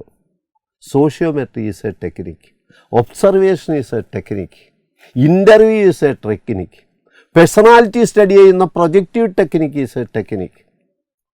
പ്രൊജക്റ്റീവ് ടെക്നിക്കിൽ തന്നെ ഇംഗ്ലോട്ട്, തീമാറ്റിക് ഇംഗ്ലോട്ട് ടെസ്റ്റ് ഉണ്ട്, തീമാറ്റിക് അപ്പർസെപ്ഷൻ ടെസ്റ്റ് ഉണ്ട്, CAT, WAT. CAT means children apperception test, WAT means word association test. ഇതൊക്കെ ടെക്നിക്കാണ്. ഇതിനെപ്പറ്റിയൊക്കെ ഉള്ള സമഗ്രമായിട്ടുള്ള പഠനം, what is internal assessment, grading system, ഇതൊക്കെ വിദ്യാഭ്യാസ രംഗത്തെ നൂതനമായിട്ടുള്ള കാര്യങ്ങളൊക്കെയാണ്. ഇതിനെപ്പറ്റിയെല്ലാം ഈ HSTയുടെ പുതിയ സിലബസിനകത്ത് ഇതെല്ലാം ഉൾപ്പെടുത്തിയിട്ടുണ്ട്. ഇനി ഇതിനകത്ത് ഉൾപ്പെടുത്താത്ത പരീക്ഷയ്ക്ക് ചോദ്യം വരാവുന്ന ഒരു കാര്യവും കൂടെ പറയട്ടെ. ഇതിൽ 10 യൂണിറ്റുകളുടെ പറ്റിയാണ് ഞാൻ ഇതുവരെ പറഞ്ഞത്. ഈ 10 യൂണിറ്റുകൾ കൂടാതെ പ്രധാനമായിട്ട് പരീക്ഷയ്ക്ക് ചോദ്യം ചോദിക്കാവുന്ന ഒരു ഏരിയയാണ് നാഷണൽ എഡ്യൂക്കേഷൻ പോളിസി 2020. കാരണം സ്കൂൾ വിദ്യാഭ്യാസ രംഗത്തും ഉന്നത വിദ്യാഭ്യാസ രംഗത്തും അധ്യാപക വിദ്യാഭ്യാസ രംഗത്തുമൊക്കെ സമൂലമായിട്ടുള്ള പരിവർത്തനമാണ് ഈ ദേശീയ വിദ്യാഭ്യാസ നയം വിഭാവന ചെയ്യുന്നത്. അപ്പോൾ ഇതുവരെ ഞാൻ സിലബസിനെ പറ്റിയാണ് പറഞ്ഞത്. ഇനി മറ്റൊരു കാര്യത്തിലേക്ക് കടക്കട്ടെ. സിലബസ് കിട്ടുമ്പോഴേക്ക് സിലബസ് കയ്യിൽ കിട്ടിക്കഴിഞ്ഞാൽ എന്താണ് പഠിക്കേണ്ടത് എന്നതിനെക്കുറിച്ച് നിങ്ങൾക്ക് വ്യക്തമായ ഒരു ധാരണയാവും. അത് സിലബസിലുണ്ടല്ലോ. എന്താണ് പഠിക്കേണ്ടത് എന്നുള്ള കാര്യം സിലബസിനകത്തുണ്ട്. അത് നോക്കുമ്പോഴത്തേക്ക് നിങ്ങൾക്ക് മാത്രമല്ല പ്രബ് സ്കെയിൽ മാതിരിയുള്ള സ്ഥാപനങ്ങൾ നടത്തുന്ന ക്ലാസ്സുകളൊക്കെ ആകുമ്പോൾ എന്ത് പഠിക്കണം എന്നുള്ളതിനെക്കുറിച്ച് വളരെ വ്യക്തമായിട്ടുള്ള ഒരു ധാരണ നിങ്ങൾക്കുണ്ടാവും. പക്ഷേ വളരെ നിർഭാഗ്യമെന്ന് പറയട്ടെ, ബഹുഭൂരിപക്ഷം കുട്ടികൾക്കും ഭക്ഷണം വിളമ്പി പ്ലേറ്റിനകത്ത് മുന്നിൽ കൊണ്ട് വെക്കുക, പക്ഷേ കഴിക്കാൻ അറിഞ്ഞുകൂടെങ്കിൽ എന്ത് ചെയ്യും? ഇതാണ് നമ്മുടെ കുട്ടികളുടെ അവസ്ഥ. എന്ത് പഠിക്കണമെന്നറിയാം, എങ്ങനെ പഠിക്കണമെന്ന് അറിഞ്ഞുകൂടാ. എങ്ങനെ പഠിക്കണമെന്ന് ആലോചിക്കുന്നുണ്ട്. ഒരു കാര്യം, പഠന സമയം എന്നൊക്കെ പറഞ്ഞു കഴിഞ്ഞാൽ കുട്ടികൾ സാർ പഠിക്കാൻ വല്ല സമയമുണ്ടോ? ചോദ്യമാണ്. സമയമുണ്ട്. പഠന സമയം ഏത് സമയമാണ് പഠിക്കേണ്ടത്? ചില കുട്ടികളൊക്കെ രാത്രി 2-3 മണി വരെയൊക്കെ എനിക്ക് വലിയ സഹതാപം തോന്നുന്നുണ്ട്. ഇരുന്ന് വായനയോടെ വായന.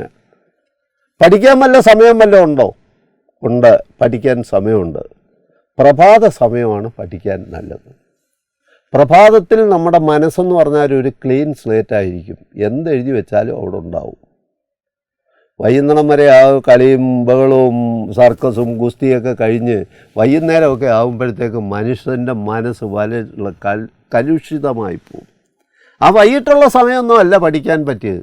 വൈകിട്ടുള്ള സമയം വല്ല ഹോംവർക്ക് ചെയ്യാനോ പ്രോജക്റ്റ് എഴുതാനോ ഒക്കെ ആയിരിക്കും കൂടുതലും നല്ലത്. ഏറ്റവും പഠിക്കാൻ ഉത്തമമായ സമയം രാവിലത്തെ സമയമാണ്. മാത്രമല്ല വൈകുന്നേരം 2 മണിക്കൂർ കൊണ്ട് പഠിക്കുന്ന കാര്യങ്ങൾ പ്രഭാതത്തിൽ 1 മണിക്കൂർ കൊണ്ട് പഠിക്കാൻ കഴിയും. അപ്പോൾ പഠന സമയം. ഇനി വേറൊരു കാര്യം, പഠന സ്ഥലം. അങ്ങനെ പഠിക്കാൻ സ്ഥലം വല്ലതും ഉണ്ടോ? പഠിക്കാൻ സ്ഥലമുണ്ടോ? എന്നോട് പല രക്ഷകർത്താക്കളും ചോദിച്ചിട്ടുണ്ട്, പഠിക്കാൻ പറ്റിയ സ്ഥലം വല്ലതും ഉണ്ടോ? നമ്മൾ വീടുകളിൽ ചെന്ന് നോക്കിക്കഴിഞ്ഞാൽ പല കുട്ടികളുടെയും പഠന സ്ഥലമെന്ന് വെച്ചാൽ ഡ്രോയിങ് റൂമാണ്. ഡ്രോയിങ് റൂമെന്ന് പറഞ്ഞു കഴിഞ്ഞാൽ എല്ലാ വീട്ടിലെ ആൾക്കാരെല്ലാം കൂടെ ഈ സാമ്പാറിനകത്ത് കഷ്ണം കിടന്ന് പെരളുന്ന ഒരു സ്ഥലമാണ് ഡ്രോയിങ് റൂം. അവിടെ ആയിരിക്കും മറ്റേ TV ഇരിക്കുന്നതും. പ്രായമുള്ള ആൾക്കാർ സീരിയൽ കാണുന്നതൊക്കെ അതിൻ്റെ അവിടെ ആയിരിക്കും കുട്ടിയും പുസ്തകവും. കുട്ടിക്ക് കണ്ണിന് കാഴ്ചയ്ക്ക് ഇമ്പമുള്ള കാര്യം കിട്ടിക്കഴിഞ്ഞാൽ കുട്ടിയുടെ പുസ്തകത്തിൽ നിന്നുള്ള കണ്ണ് TV-യിലോട്ടങ്ങ് പോകും. വായനയുടെ ശ്രദ്ധ അങ്ങോട്ടങ്ങ് മാറിപ്പോകും. മാത്രമല്ല ഈ അടുത്ത കാലത്ത് കാണുന്ന ഒരു പ്രവണത, കുട്ടികളെ പഠിക്കാൻ, പ്രത്യേകിച്ച് പെൺകുട്ടികളാണല്ലോ വിദ്യാഭ്യാസ രംഗത്ത് ഇന്ന് 90%. B.Edനൊക്കെ 90%. B.Ed കോളേജിലൊക്കെ ചെന്ന് കയറി കഴിഞ്ഞാൽ ഇപ്പം ഈ ലേഡീസ് കമ്പാർട്ട്മെൻറ്റിൽ ചെന്ന് കയറിയ പോലെ തോന്നും. ട്രെയിനിൽ മിക്ക കുട്ടികൾ പെൺകുട്ടികളേ ഉള്ളൂ. അവരുടെയൊക്കെ പഠന സ്ഥലമെന്ന് പറഞ്ഞു കഴിഞ്ഞാൽ ഡൈനിങ് ഹാളാണ്. അല്ലെങ്കിൽ ഡൈനിങ് ടേബിളായിരിക്കും. ഇതിൻ്റെ സ്ഥലം എവിടെയാണ്? ഒന്നിൽ ഡൈനിങ് ഹാളിലായിരിക്കും, അല്ലെങ്കിൽ കിച്ചണിലായിരിക്കും. ഡൈനിങ് ഹാളെന്നും കിച്ചണും പറഞ്ഞു കഴിഞ്ഞാൽ അടുത്തടുത്ത ബന്ധമുള്ളതാണ്, അടുത്തടുത്ത് സഹവസിക്കുന്ന ആളുകളാണ്. ഭക്ഷണം ഉണ്ടാക്കുന്നതിൻ്റെ സ്മെല്ല്, നല്ല മത്തിയൊക്കെ വറുക്കുന്നതിൻ്റെ സ്മെല്ല് കേട്ട് കഴിഞ്ഞാൽ വിശപ്പില്ലെങ്കിലും പുസ്തകം അങ്ങ് അടയ്ക്കും. ഇനി ഭക്ഷണം കഴിച്ചിട്ട് പഠിക്കാം എന്ന് തീരുമാനിക്കും. അപ്പോൾ അതൊന്നും പറ്റിയ സ്ഥലമല്ല പഠനത്തിന്. മറ്റു ചില കുട്ടികൾ ബെഡ്റൂമാണ് ഉപയോഗിക്കുന്നത് പഠിക്കാൻ. ബെഡ്റൂമിലാകെയുള്ള ഫർണിച്ചർ എന്ന് പറഞ്ഞാൽ കോട്ടും ബെഡുമാണ്. കിടന്നായിരിക്കും വായന. ഭക്ഷണം കഴിച്ചും കൂടെ ആണെങ്കിൽ ഉറക്കം ക്ഷണിച്ചു വരുത്താൻ വേറെ ഏർപ്പാടുകളൊന്നും വേണ്ട. ചിലർക്ക് പുസ്തകം എടുത്താൽ മയക്കുമരുന്ന് മാതിരിയാണ്. അങ്ങനെയുള്ള ഒരു ബെഡിൽ കിടന്നുകൂടെ വായിച്ചാൽ അവസ്ഥ എന്തായിരിക്കും എന്ന് ആലോചിച്ച് നോക്കുക. ഇനി പഠന രീതി, പഠന സമയവും പഠന സ്ഥലവും പോട്ടെ, പഠന രീതി, പഠിക്കുന്നതിന് വല്ല രീതിയുണ്ടോ? 3 മണിക്കൂർ കിട്ടിക്കഴിഞ്ഞാൽ ഒറ്റ ഇരിപ്പിന് 3 മണിക്കൂർ വായിക്കുന്ന കുട്ടികളെ പലരെ എനിക്കറിയാം. ഒറ്റ ഇരിപ്പിന് 3 മണിക്കൂർ അങ്ങ് വായിക്കും. ഒരു കാര്യം ഞാൻ പറയട്ടെ, യാതൊരു ഫലവുമില്ല. ആ വായന കൊണ്ട് യാതൊരു ഫലവുമില്ല. സൈക്കോളജിയുടെ ഭാഷയിൽ പറഞ്ഞാൽ ഒരു അറ്റൻഷൻ സ്പാൻ എന്ന് പറഞ്ഞൊരു കാര്യമുണ്ട് കേട്ടോ. ഒരു കാര്യത്തിൽ നമുക്ക് ശ്രദ്ധിക്കാവുന്ന ഒരു സമയമുണ്ട്. സ്കൂളുകളിലൊക്കെ എന്തിനാണ് ഈ 40 മിനിറ്റ് കഴിയുന്നുണ്ടെങ്കിൽ ഡിം എന്നൊരു ബെല്ലടിക്കുന്നത്? ബെല്ലടിച്ചു കഴിഞ്ഞാൽ വിഷയം മാറി, പാൻറ്റിട്ട അധ്യാപകൻ മാറി സാരി ഉടുത്ത അധ്യാപിക വരും. എന്തിനാണിത് എന്ന് പറഞ്ഞാൽ കുട്ടികൾക്ക് 40 മിനിറ്റിൽ കൂടുതലൊന്നും ശ്രദ്ധിച്ചൊരു കാര്യത്തിൽ പങ്കെടുക്കാൻ കഴിയില്ല എന്നാണ് അത് പണ്ട് കാലം തൊട്ടേ അത് അംഗീകരിച്ചിട്ടുള്ള ഒരു കാര്യമാണ്. പക്ഷെ അത് അംഗീകരിക്കാത്ത ഒരു കൂട്ടരും നമ്മുടെ കുട്ടികളും രക്ഷിതാക്കളും മാത്രമേ ഉള്ളൂ. അതുകൊണ്ട് 3 മണിക്കൂർ പഠിക്കേണ്ടെന്നല്ല ഞാൻ പറഞ്ഞത്. 2 മണിക്കൂറാണ് പഠിക്കാൻ കിട്ടുന്നതെങ്കിൽ, അല്ലെങ്കിൽ 3 മണിക്കൂറാണ് പഠിക്കാൻ കിട്ടുന്നതെങ്കിൽ 3 കഷ്ണങ്ങളാക്കണം. അതിന് ഇടയ്ക്ക് ഒരു ഇൻ്റർവെല്ലൊക്കെ കൊടുക്കുന്നത് വളരെ നല്ലതാണ്. പഠനത്തിന്, വായനയ്ക്കൊരു ഇടവേള വേണം എന്ന് ചുരുക്കം. വായനയ്ക്കൊരു ഇടവേള വേണം. പ്രെപ്സ്കയിൽ ഈ ക്ലാസ്സുകളൊക്കെ 3-4 മണിക്കൂർ ഒന്നിച്ചൊന്നും പ്രക്ഷേപണം ചെയ്യുമെന്ന് എനിക്ക് തോന്നുന്നില്ല. 1-1.5 മണിക്കൂർ, അതിൽ കൂടുതലുള്ള ക്ലാസ്സുകളൊന്നും ഉണ്ടാകത്തില്ല. അപ്പോൾ അതിനിടയ്ക്ക് ഇടവേള വേണം. വായിക്കുന്നതിനിടയ്ക്കാണെങ്കിലും ഇടവേള വേണം. ഈ ഇടവേള സമയത്ത് എന്ത് ചെയ്യണം? ഇടവേള സമയത്ത് ഇറങ്ങി, വീട്ടിന് വെളിയിലിറങ്ങി ശുദ്ധവായു കിട്ടുന്ന സ്ഥലത്തൊക്കെ ഒന്ന് ഉലാത്താം. പച്ചപ്പുള്ള സ്ഥലത്ത് ഉലാത്തുന്നത് വളരെ നല്ലതാണ്. കമ്പ്യൂട്ടറിലൊക്കെ റിഫ്രഷ് അടിക്കുന്നത് പോലെ കണ്ണിന് നല്ല കുളിർമ പകർന്നു നൽകും. അപ്പോൾ അങ്ങനെയുള്ള കാര്യങ്ങൾ ഈ ഇടവേള എന്ന് പറഞ്ഞാൽ എത്ര സമയമാകാം? 1 മണിക്കൂർ കഴിഞ്ഞിട്ട് ഇടവേള എടുക്കുന്നത് ഒരു മാക്സിമം ഒരു 5 മിനിറ്റ് അല്ലെങ്കിൽ 10 മിനിറ്റേ ആകാവൂ. 3 മണിക്കൂർ ദൈർഘ്യമുള്ള സിനിമയുടെ മുന്നിൽ പോയി ഇരുന്നിട്ട് ആ സിനിമ തീരുന്നവരെ അവിടെ ഇരുന്ന് കണ്ടിട്ട്, അല്ലെങ്കിൽ 2020 ക്രിക്കറ്റ് 20ലെ ഓവർ തീരുന്നവരെ ഇരുന്ന് കാണാൻ നിന്ന് കഴിഞ്ഞാൽ അത് ഇടവേളയല്ല കേട്ടോ. അതിന് വേറെ പേര് വല്ലതും കണ്ടെത്തേണ്ടി വരും. മറ്റൊരു കാര്യം ഓർക്കേണ്ടത്, വിസ്മരണ ലേഖ. എബിംഗ്ഹാസ് എന്ന് പറയുന്ന സൈക്കോളജിസ്റ്റിൻ്റെ വലിയൊരു സംഭാവനയാണ് വിസ്മരണ ലേഖ. അതായത് അദ്ദേഹം പറയുന്ന ഒരു കാര്യം, നമ്മൾ ഏത് കാര്യം പഠിച്ചാലും പഠിച്ചതിൻ്റെ 90% നമ്മുടെ മനസ്സിൽ നിന്ന് കൊഴിഞ്ഞു പോകുന്നത്, വീണു പോകുന്നത് പഠിച്ചാൽ ഉടനെ തന്നെയാണ്.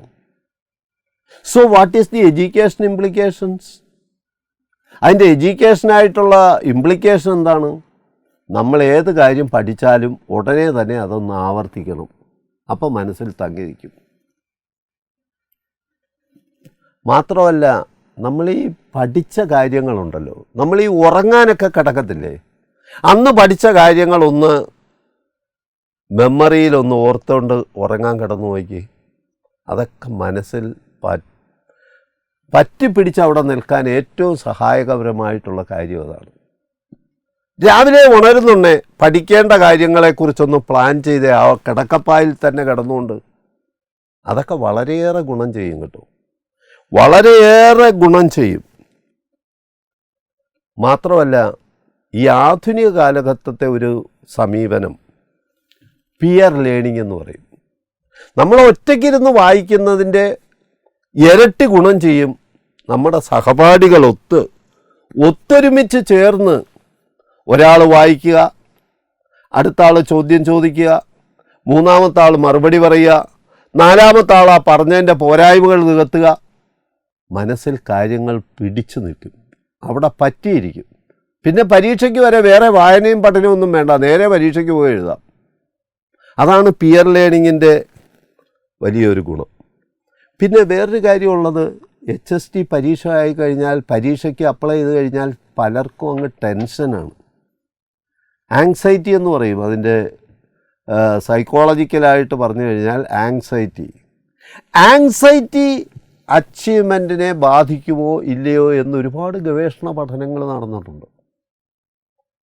പഠനത്തിൻ്റെ ഒരു റിസൾട്ട് ഈ അടുത്ത കാലത്തായിട്ട് പ്രസിദ്ധീകൃതമായിട്ടുണ്ട്. ഡോഡ്സൺ ഇൻവേർട്ടഡ് യു കർവ് എന്നാണ് അതിൻ്റെ പേര് തന്നെ. ഡോഡ്സൺ ഇൻവേർട്ടഡ് യു കർവ്. അതിനെക്കുറിച്ചൊക്കെ പിന്നീട് വിശദമായിട്ട് നമുക്ക് പറയാം. പക്ഷെ തൽക്കാലം ഇത്രയൊന്ന് മനസ്സിലാക്കുക, ചെറിയ ഒരു ആങ്സൈറ്റി ഇല്ലെങ്കിലുണ്ടല്ലോ നമ്മളൊന്നും പഠിക്കത്തില്ല. അപ്പോൾ ആങ്സൈറ്റി ചെറുതായിട്ട് വേണം. പക്ഷെ ആങ്സൈറ്റി അങ്ങ് അതിൻ്റെ മൂർധന്യാവസ്ഥയിലെത്തിയോ അപ്പോഴും നമ്മളൊന്നും പഠിക്കാൻ കഴിയില്ല. അപ്പോൾ ആങ്സൈറ്റി ഇല്ലെങ്കിലും പ്രശ്നമാണ്, ആങ്സൈറ്റിയുടെ മൂർധന്യാവസ്ഥയും പ്രശ്നമാണ്. അപ്പോൾ ആങ്സൈറ്റിയെ ഒരു നിലവാരത്തിൽ നിയന്ത്രിച്ച് നിർത്തുക എന്നുള്ളതാണ് ഏറ്റവും പ്രധാനപ്പെട്ട കാര്യം. ഏറ്റവും പ്രധാനപ്പെട്ട ഒരു കാര്യം അതാണ്. ആങ്സൈറ്റിയെ നിയന്ത്രിച്ച് നിർത്തിക്കൊണ്ട് വേണം നമ്മൾ വായന നടത്താൻ. വായന, റീഡിങ് നമ്മുടെ സന്തത സഹചാരിയായിട്ടുണ്ടാകണം. വായനയിലൂടെ പ്രശസ്തരായ ഒരുപാട് പേര് ലോകത്തുണ്ട്. അമേരിക്കൻ പ്രസിഡൻ്റായിരുന്ന എബ്രഹാം ലിങ്കൺ, നമ്മളുടെ വീട്ടു സാഹചര്യമൊന്നും ആയിരുന്നില്ല അദ്ദേഹത്തിനുണ്ടായിരുന്നത്. അദ്ദേഹത്തിൻ്റെ ഫാദർ ഒരു ഉഡ്കട്ടറായിരുന്നു, മരം വെട്ടിയായിരുന്നു. സന്ധ്യയായി കഴിഞ്ഞാൽ, ഇരുട്ട് വീണ് കഴിഞ്ഞാൽ വീട്ടിൽ വിളക്ക് കൊളുത്തണമെങ്കിൽ മണ്ണെണ്ണ ഒഴിക്കണമല്ലോ, അത് വാങ്ങാനുള്ള പണം പോലും ഇല്ല. ആ സാഹചര്യത്തിൽ സ്ട്രീറ്റ് ലൈറ്റിൻ്റെ വെളിച്ചത്തിലിരുന്നൊക്കെയാണ് എബ്രഹാം ലിങ്കൺ വായിക്കുകയും പഠിക്കുകയും ചെയ്തിട്ടുള്ളത്. ആ എബ്രഹാം ലിങ്കൺ തൻ്റെ മകൻ പഠിച്ച സ്കൂളിലെ ടീച്ചർക്ക് എഴുതിയ ഒരു കത്തുണ്ട്, വളരെ പ്രസിദ്ധമാണ്. അതൊക്കെ ഒന്ന് വായിക്കണം കേട്ടോ, അതൊക്കെ ഒന്ന് വായിക്കണം. എബ്രഹാം ലിങ്കൺ സ്വന്തം മകൻ്റെ ടീച്ചറിന് എഴുതുന്ന ഒരു കത്താണ്. ഇതിനകത്ത് ഒരുപാട് കാര്യങ്ങളുണ്ടാകും. ചെറിയ ഹ്രസ്വമെങ്കിലും ആ കത്തിനകത്ത് ഒരുപാട് കാര്യമുണ്ട്. വായനയിലൂടെ വളർന്ന മറ്റൊരു വ്യക്തിയാണ് ഡോക്ടർ BR അംബേദ്കർ. വളരെ പ്രതികൂല സാഹചര്യത്തിൽ ജനിച്ച് പ്രതിബന്ധങ്ങളോട് മല്ലടിച്ച് പ്രശസ്തിയുടെ പടവുകൾ കയറിയിട്ടുള്ള വ്യക്തിയാണ് ഡോക്ടർ അംബേദ്കർ. അദ്ദേഹം ഉപരിപഠനം നടത്തുന്നത് ലണ്ടനിലായിരുന്നു. ലണ്ടനിലെ ഗ്രന്ഥശാലയ്ക്ക് പറയുന്ന പേര് ലണ്ടൻ മ്യൂസിയം എന്നാണ്.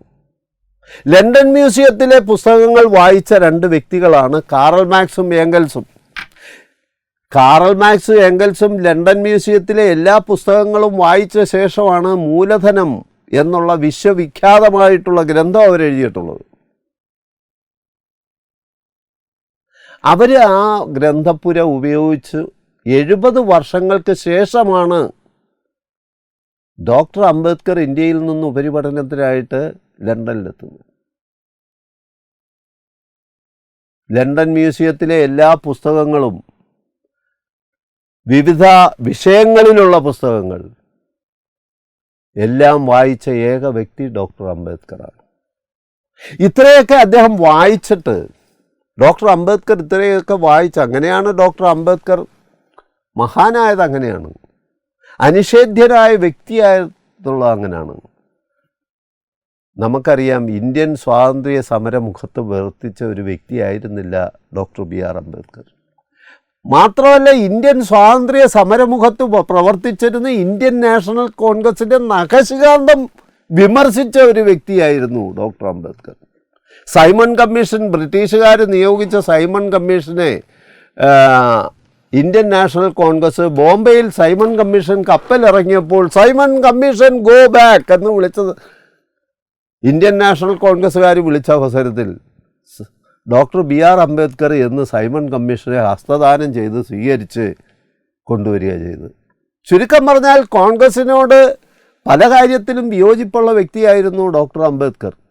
പക്ഷെ പറഞ്ഞിട്ട് കാര്യമില്ല, ഇന്ത്യ സ്വതന്ത്രമായപ്പോൾ നമ്മുടെ ഈ അടുത്ത കാലത്ത് ഒരു തദ്ദേശ സ്വയംഭരണ സ്ഥാപനങ്ങളുടെ തെരഞ്ഞെടുപ്പ് നടത്തി അതിൻ്റെ പ്രസിഡൻ്റാകാനും വൈസ് പ്രസിഡൻ്റാകാനും എന്തൊരു കാലുമാറ്റവും തലമാറ്റവും വരെ നടത്തുന്ന ഒരു സ്ഥലത്ത് നമ്മൾ ആലോചിക്കണം, ഡോക്ടർ അംബേദ്കറെ നെഹ്റു പോയി ക്ഷണിച്ചു കൊണ്ടുവന്നാണ് അദ്ദേഹത്തിൻ്റെ മന്ത്രിസഭയിൽ, കോൺഗ്രസിൻ്റെ നേതൃത്വത്തിൽ ഉടലെടുത്ത ആദ്യത്തെ മന്ത്രിസഭയിൽ നിയമമന്ത്രിയായിട്ട് അവരോധിച്ചത്. ഇന്ത്യാ ചരിത്രം പരിശോധിച്ച് നോക്കിയാൽ ഡോക്ടർ അംബേദ്കറുടെ കഴിവുകളും മഹാനായ നെഹ്റുവിൻ്റെ ഹൃദയവിശാലതയും മാറ്റുരച്ചു നോക്കാൻ പറ്റുന്ന ഇതിലും നല്ല ഒരു മുഹൂർത്തം ഉണ്ടെന്ന് തോന്നുന്നില്ല. അതേപോലെ തന്നെ ഡോക്ടർ അംബേദ്കറുടെ വായനയുടെ പ്രത്യേകത, അദ്ദേഹം എഴുതിയ അനിഹിലേഷൻ ഓഫ് കാസ്റ്റ് എന്ന് പറയുന്ന ഒരു പുസ്തകം, ഗാന്ധിജിയും ഡോക്ടർ അംബേദ്കറും തമ്മിൽ പല കാര്യത്തിനും അഭിപ്രായ വ്യത്യാസം ഉണ്ടായിരുന്നു. Doctor Ambedkar annihilation of caste എന്ന് പറയുന്ന പുസ്തകം എഴുതിയപ്പോൾ അത് ആദ്യം വായിക്കുന്ന വ്യക്തി ഗാന്ധിജിയാണ്. നമ്മളൊക്കെ ആ ഗാന്ധിജിയുടെ മഹത്വം കാണേണ്ട അവിടെയാണ്. അത് ആദ്യം വായിച്ച വ്യക്തി ഗാന്ധിജിയാണ്. ഗാന്ധിജി അത് ആദ്യം വായിച്ചിട്ട് ഗാന്ധിജി യങ് ഇന്ത്യയിൽ ഒരു അഭിപ്രായക്കുറിപ്പ് എഴുതി. അദ്ദേഹം യങ് ഇന്ത്യയിൽ എഴുതിയിരിക്കുകയാണ്, ഡോക്ടർ ബി ആർ അംബേദ്കർ എന്ന് പറയുന്ന വ്യക്തി അനിഹിലേഷൻ ഓഫ് കാസ്റ്റ് എന്ന് പറയുന്ന ഒരു പുസ്തകം എഴുതിയിട്ടുണ്ട്. എനിക്ക് അതിൽ പറയുന്ന പല കാര്യങ്ങളോടും യോജിക്കാൻ കഴിയില്ല. പക്ഷേ ഇന്ത്യയിലെ യാഥാസ്ഥിതികരായിട്ടുള്ള എല്ലാ ഹിന്ദുക്കളും ഒരാവർത്തിയെങ്കിലും അത് വായിച്ചിരിക്കണം. നോക്കുക, ഇവിടൊക്കെയാണ് ഗാന്ധിജിയുടെയൊക്കെ മഹത്വം നമ്മൾ കാണുന്നത്. ഡോക്ടർ അംബേദ്കറുടെ വായനയുടെ മഹത്വം കാണേണ്ട അവിടെയാണ്. വായിച്ചു വളർന്ന വ്യക്തിയാണ് ഡോക്ടർ അംബേദ്കർ. എന്നിട്ട് അദ്ദേഹം ഒരു വാചകം എഴുതി വച്ചിട്ടുണ്ട്. അതിലേക്ക് നിങ്ങളുടെ ശ്രദ്ധ ക്ഷണിക്കാനാണ് ഞാൻ ഈ കാര്യങ്ങളെല്ലാം പറഞ്ഞത്. ഡോക്ടർ അംബേദ്കർ എഴുതി വച്ചിരിക്കുക, ഞാൻ വിദ്യാർത്ഥിയായിരുന്ന കാലഘട്ടത്തിൽ ദിവസവും 18 മണിക്കൂർ വായനയ്ക്കായിട്ട് ചെലവഴിച്ചിട്ടുണ്ട്. നിങ്ങൾ നാളെ മുതൽ അങ്ങോട്ട് പ്രസ് സ്കെയിലിൽ ചേർന്ന് HST പരീക്ഷയ്ക്ക് തയ്യാറെടുപ്പ് തുടങ്ങുകയാണ്. ദിവസം എത്ര മണിക്കൂർ നിങ്ങൾ വായിക്കും? ഡോക്ടർ അംബേദ്കർ 18 മണിക്കൂർ നിങ്ങൾ വായിച്ചിരുന്നു എന്ന് അദ്ദേഹം പറയുന്നു. നിങ്ങൾക്കൊരു ആത്മപരിശോധന നടത്താനാണ് ഞാനിത് പറയുന്നത്. നിങ്ങൾ എത്ര മണിക്കൂർ വായിക്കും? പ്രസക്തമായിട്ട് നിങ്ങൾ ഇന്ന് തീരുമാനിക്കേണ്ട ഒരു കാര്യം കേട്ടോ. ഇപ്പം തീരുമാനിച്ചാൽ നിങ്ങൾക്ക് HST ആയിട്ട് ഉദ്യോഗത്തിൽ കയറാം. അത് ഇന്നേ തീരുമാനിക്കണം, എത്ര മണിക്കൂർ നിങ്ങൾ വായിക്കും എന്നുള്ള കാര്യം നിങ്ങളിന്നും തീരുമാനിക്കണം. മാത്രമല്ല, മറ്റൊരാളിൻ്റെ കാര്യം കൂടി പറയാം. നമ്മുടെ തൊട്ടടുത്ത സംസ്ഥാനത്തിലെ തമിഴ്നാട്ടിലെ രാമേശ്വരത്ത് പത്രം വിറ്റ് നടന്ന പയ്യനായിരുന്നു APJ അബ്ദുൽ കലാം. അദ്ദേഹം നടന്നു കയറിയത് ഇന്ത്യയിലെ ഒന്നാമത്തെ പൗരൻ്റെ കസേരയിലേക്കാണ്, രാഷ്ട്രപതിയുടെ കസേരയിലേക്ക്. അദ്ദേഹത്തിന് ഒരു സ്മാരകം ഉണ്ടാക്കിയിട്ടുണ്ട് രാമേശ്വരത്ത്. ഈ സ്മാരക മന്ദിരക്കാർ APJ അബ്ദുൽ കലാമിൻ്റെ അവശേഷിപ്പുകളെക്കുറിച്ച് ഈയിടെ പത്രത്തിലൊരു കുറിപ്പ് പ്രസിദ്ധീകരിച്ചിരുന്നു. അബ്ദുൽ കലാം പോയിട്ട് 3-4 വർഷം കഴിഞ്ഞല്ലോ. അദ്ദേഹം നടന്ന് നമ്മളിൽ നിന്ന് വിട പറഞ്ഞിട്ട് 3-4-5 വർഷം കഴിഞ്ഞു. അദ്ദേഹം അവശേഷിപ്പിച്ച് വെച്ചിട്ട് പോയിട്ടുള്ളത് എന്തൊക്കെ കാര്യങ്ങളാണെന്ന് ഒരു ചെറിയ കുറിപ്പ് പത്രത്തിൽ പ്രസിദ്ധീകരിച്ചിരിക്കുന്നു ഈ സ്മാരകം സമിതിക്കാർ. അതിനകത്ത് പറഞ്ഞിരിക്കുന്നു, അബ്ദുൽ കലാം അവശേഷിപ്പിച്ച് വെച്ചത് 4 പാൻറ്റ്, 6 ഷർട്ട്, 3 കോട്ട്. കോട്ടെന്ന് പറഞ്ഞാൽ ഷർട്ടിൻ്റെ പുറത്തിടുന്ന സാധനം. 3 കോട്ട്. പുസ്തകങ്ങൾ 2500. നിങ്ങളുടെ അലമാരയിലിരിക്കുന്ന നിങ്ങളുടെ സാരിയും ബ്ലൗസും ഒക്കെ എടുത്ത് ഒന്ന് എണ്ണി നോക്കാനുള്ള ഒരു സമയവും കൂടിയാണിത് കേട്ടോ. നിങ്ങളുടെ വീട്ടിലെ പുസ്തകങ്ങളും നിങ്ങളുടെ ഷെൽഫിലെ പുസ്തകങ്ങളും കൂടെ എടുത്ത് എണ്ണി നോക്കണം. APJ അബ്ദുൽ കലാം 4 പാൻറ്റും 6 ഷർട്ടും 3 കോട്ടും 2500 പുസ്തകങ്ങളാണ് അദ്ദേഹം വായിച്ച് അവശേഷിപ്പിച്ച് വെച്ചിട്ട് നടന്നു നീങ്ങിയിട്ടുള്ളത്. നിങ്ങളുടെ വീട്ടിൽ എത്ര പുസ്തകങ്ങളുണ്ട് എന്നുള്ളതിൻ്റെ ഒരു കണക്കെടുപ്പിന് കൂടിയാണ് ഞാനിത് പറയുന്നത്. വിശുദ്ധ ഖുറാനിൽ അവതരിപ്പിക്കപ്പെടുന്ന ആദ്യ സൂക്തം ഇഖ്റഹി ബിസ്മി റബ്ബിക്കല്ലദി ഖലഖ്, നിങ്ങൾ നിങ്ങളുടെ സൃഷ്ടാവിൻ്റെ നാമത്തിൽ വായിക്കൂ എന്നുള്ള ആഹ്വാനവുമായിട്ടാണ് ആ മഹത്തായ ഗ്രന്ഥം അവതരിപ്പിക്കപ്പെടുന്നത്. വായനയ്ക്കും പഠനത്തിനും മനുഷ്യൻ്റെ ജീവിതം തന്നെ മാറ്റിമറിക്കാൻ കഴിയും. പ്രസ് സ്കെയിൽ അതിൻ്റെ വിദഗ്ധരായിട്ടുള്ള ആളുകളെ കൊണ്ടുള്ള പരിശീലനം ഇവിടെ തുടങ്ങുകയാണ്. സിലബസിലെ ഫസ്റ്റ് പാർട്ടിലെ 3 മോഡ്യൂളുകളുണ്ട്. ഈ 3 മോഡ്യൂളുകൾ കുറിച്ച് വിദഗ്ധരായിട്ടുള്ള ആളുകൾ ക്ലാസ് എടുക്കും. കേരള നവോത്ഥാനം, ഇന്ത്യൻ ഭരണഘടന, പൊതുവിജ്ഞാനം, സമകാലിക സംഭവങ്ങൾ, കൂടാതെ 3ാമത്തെ യൂണിറ്റിൽ മോഡ്യൂളിൽ വരുന്ന വിദ്യാഭ്യാസ മനഃശാസ്ത്രവും ബോധനശാസ്ത്രവും അതിൻ്റെ ഏറ്റവും ആധികാരികതയുള്ള ആൾക്കാരെ കൊണ്ട് തന്നെ പ്രൊഫ്സ്കയിൽ ക്ലാസ് എടുപ്പിക്കും. ഈ ക്ലാസ്സുകളൊക്കെ നിങ്ങളുടെ വീട്ടിൽ, നിങ്ങളുടെ വീടിനുള്ളിൽ നിങ്ങൾ ഇരിക്കുന്നിടത്ത് എത്തിച്ചു തരികയാണ്. പ്രൊഫ്സ്കയിലിൻ്റെ ഈ പരിശീലനത്തോടൊപ്പം നമ്മളും പഠിച്ച് മുന്നേറണം. ഇത് ജനറൽ പേപ്പറിൻ്റെ കാര്യമാണ് പറഞ്ഞത്. ഈ സബ്ജക്റ്റുകളിലേക്ക് കടക്കുമ്പോൾ നിങ്ങൾ ബി.എഡിന് പഠിച്ച കാലത്തെ സബ്ജക്റ്റുകൾ ഒരുപാട് മാറ്റം വന്നിട്ടുണ്ട്. നമ്മൾ അവിടെ ഇരുന്നാൽ പോരാ. പ്രൊഫ്സ്കയിൽ ഇതിൻ്റെ ആനുകാലികമായിട്ടുള്ള കാര്യങ്ങൾ ഉൾപ്പെടുത്തിക്കൊണ്ട് ഓരോ വിഷയത്തിൻ്റെയും ഏറ്റവും വൈദഗ്ധ്യമുള്ള ആൾക്കാരെ കൊണ്ട് കേരളത്തിൻ്റെ വ്യത്യസ്ത ഭാഗങ്ങളിൽ കിട്ടാവുന്ന ഏറ്റവും ശ്രേഷ്ഠരായിട്ടുള്ള അധ്യാപകരെ കൊണ്ട് ക്ലാസ്സുകൾ കൈകാര്യം ചെയ്യുകയാണ്. നിങ്ങൾ അതിനോടൊപ്പം കൂടി നിങ്ങളുടെ വിജയം ഉറപ്പാക്കണം. ഏതായാലും പ്രൊഫ്സ്കയിൽ തരുന്ന ഒരു മോഡ്യൂളുണ്ട്, ഒരു ടൈം ടേബിളുണ്ട്. ആ ടൈം ടേബിൾ അനുസരിച്ച് ഈ ക്ലാസ്സുകളിൽ നിങ്ങൾ പൂർണ്ണ മനസ്സോടെ നല്ല ഒരു വിഷനോടും മിഷനോടും കൂടി പ്രവർത്തിച്ചാൽ നിങ്ങൾക്ക് വിജയം ഉറപ്പാണ്. അതിനുവേണ്ടി പ്രവർത്തിക്കുക. അതിനുള്ള എല്ലാ പ്രാർത്ഥനകളും നേർന്നുകൊണ്ട് ഞാൻ എൻ്റെ വാക്കുകൾ ഉപസംഹരിക്കട്ടെ. നന്ദി, നമസ്കാരം.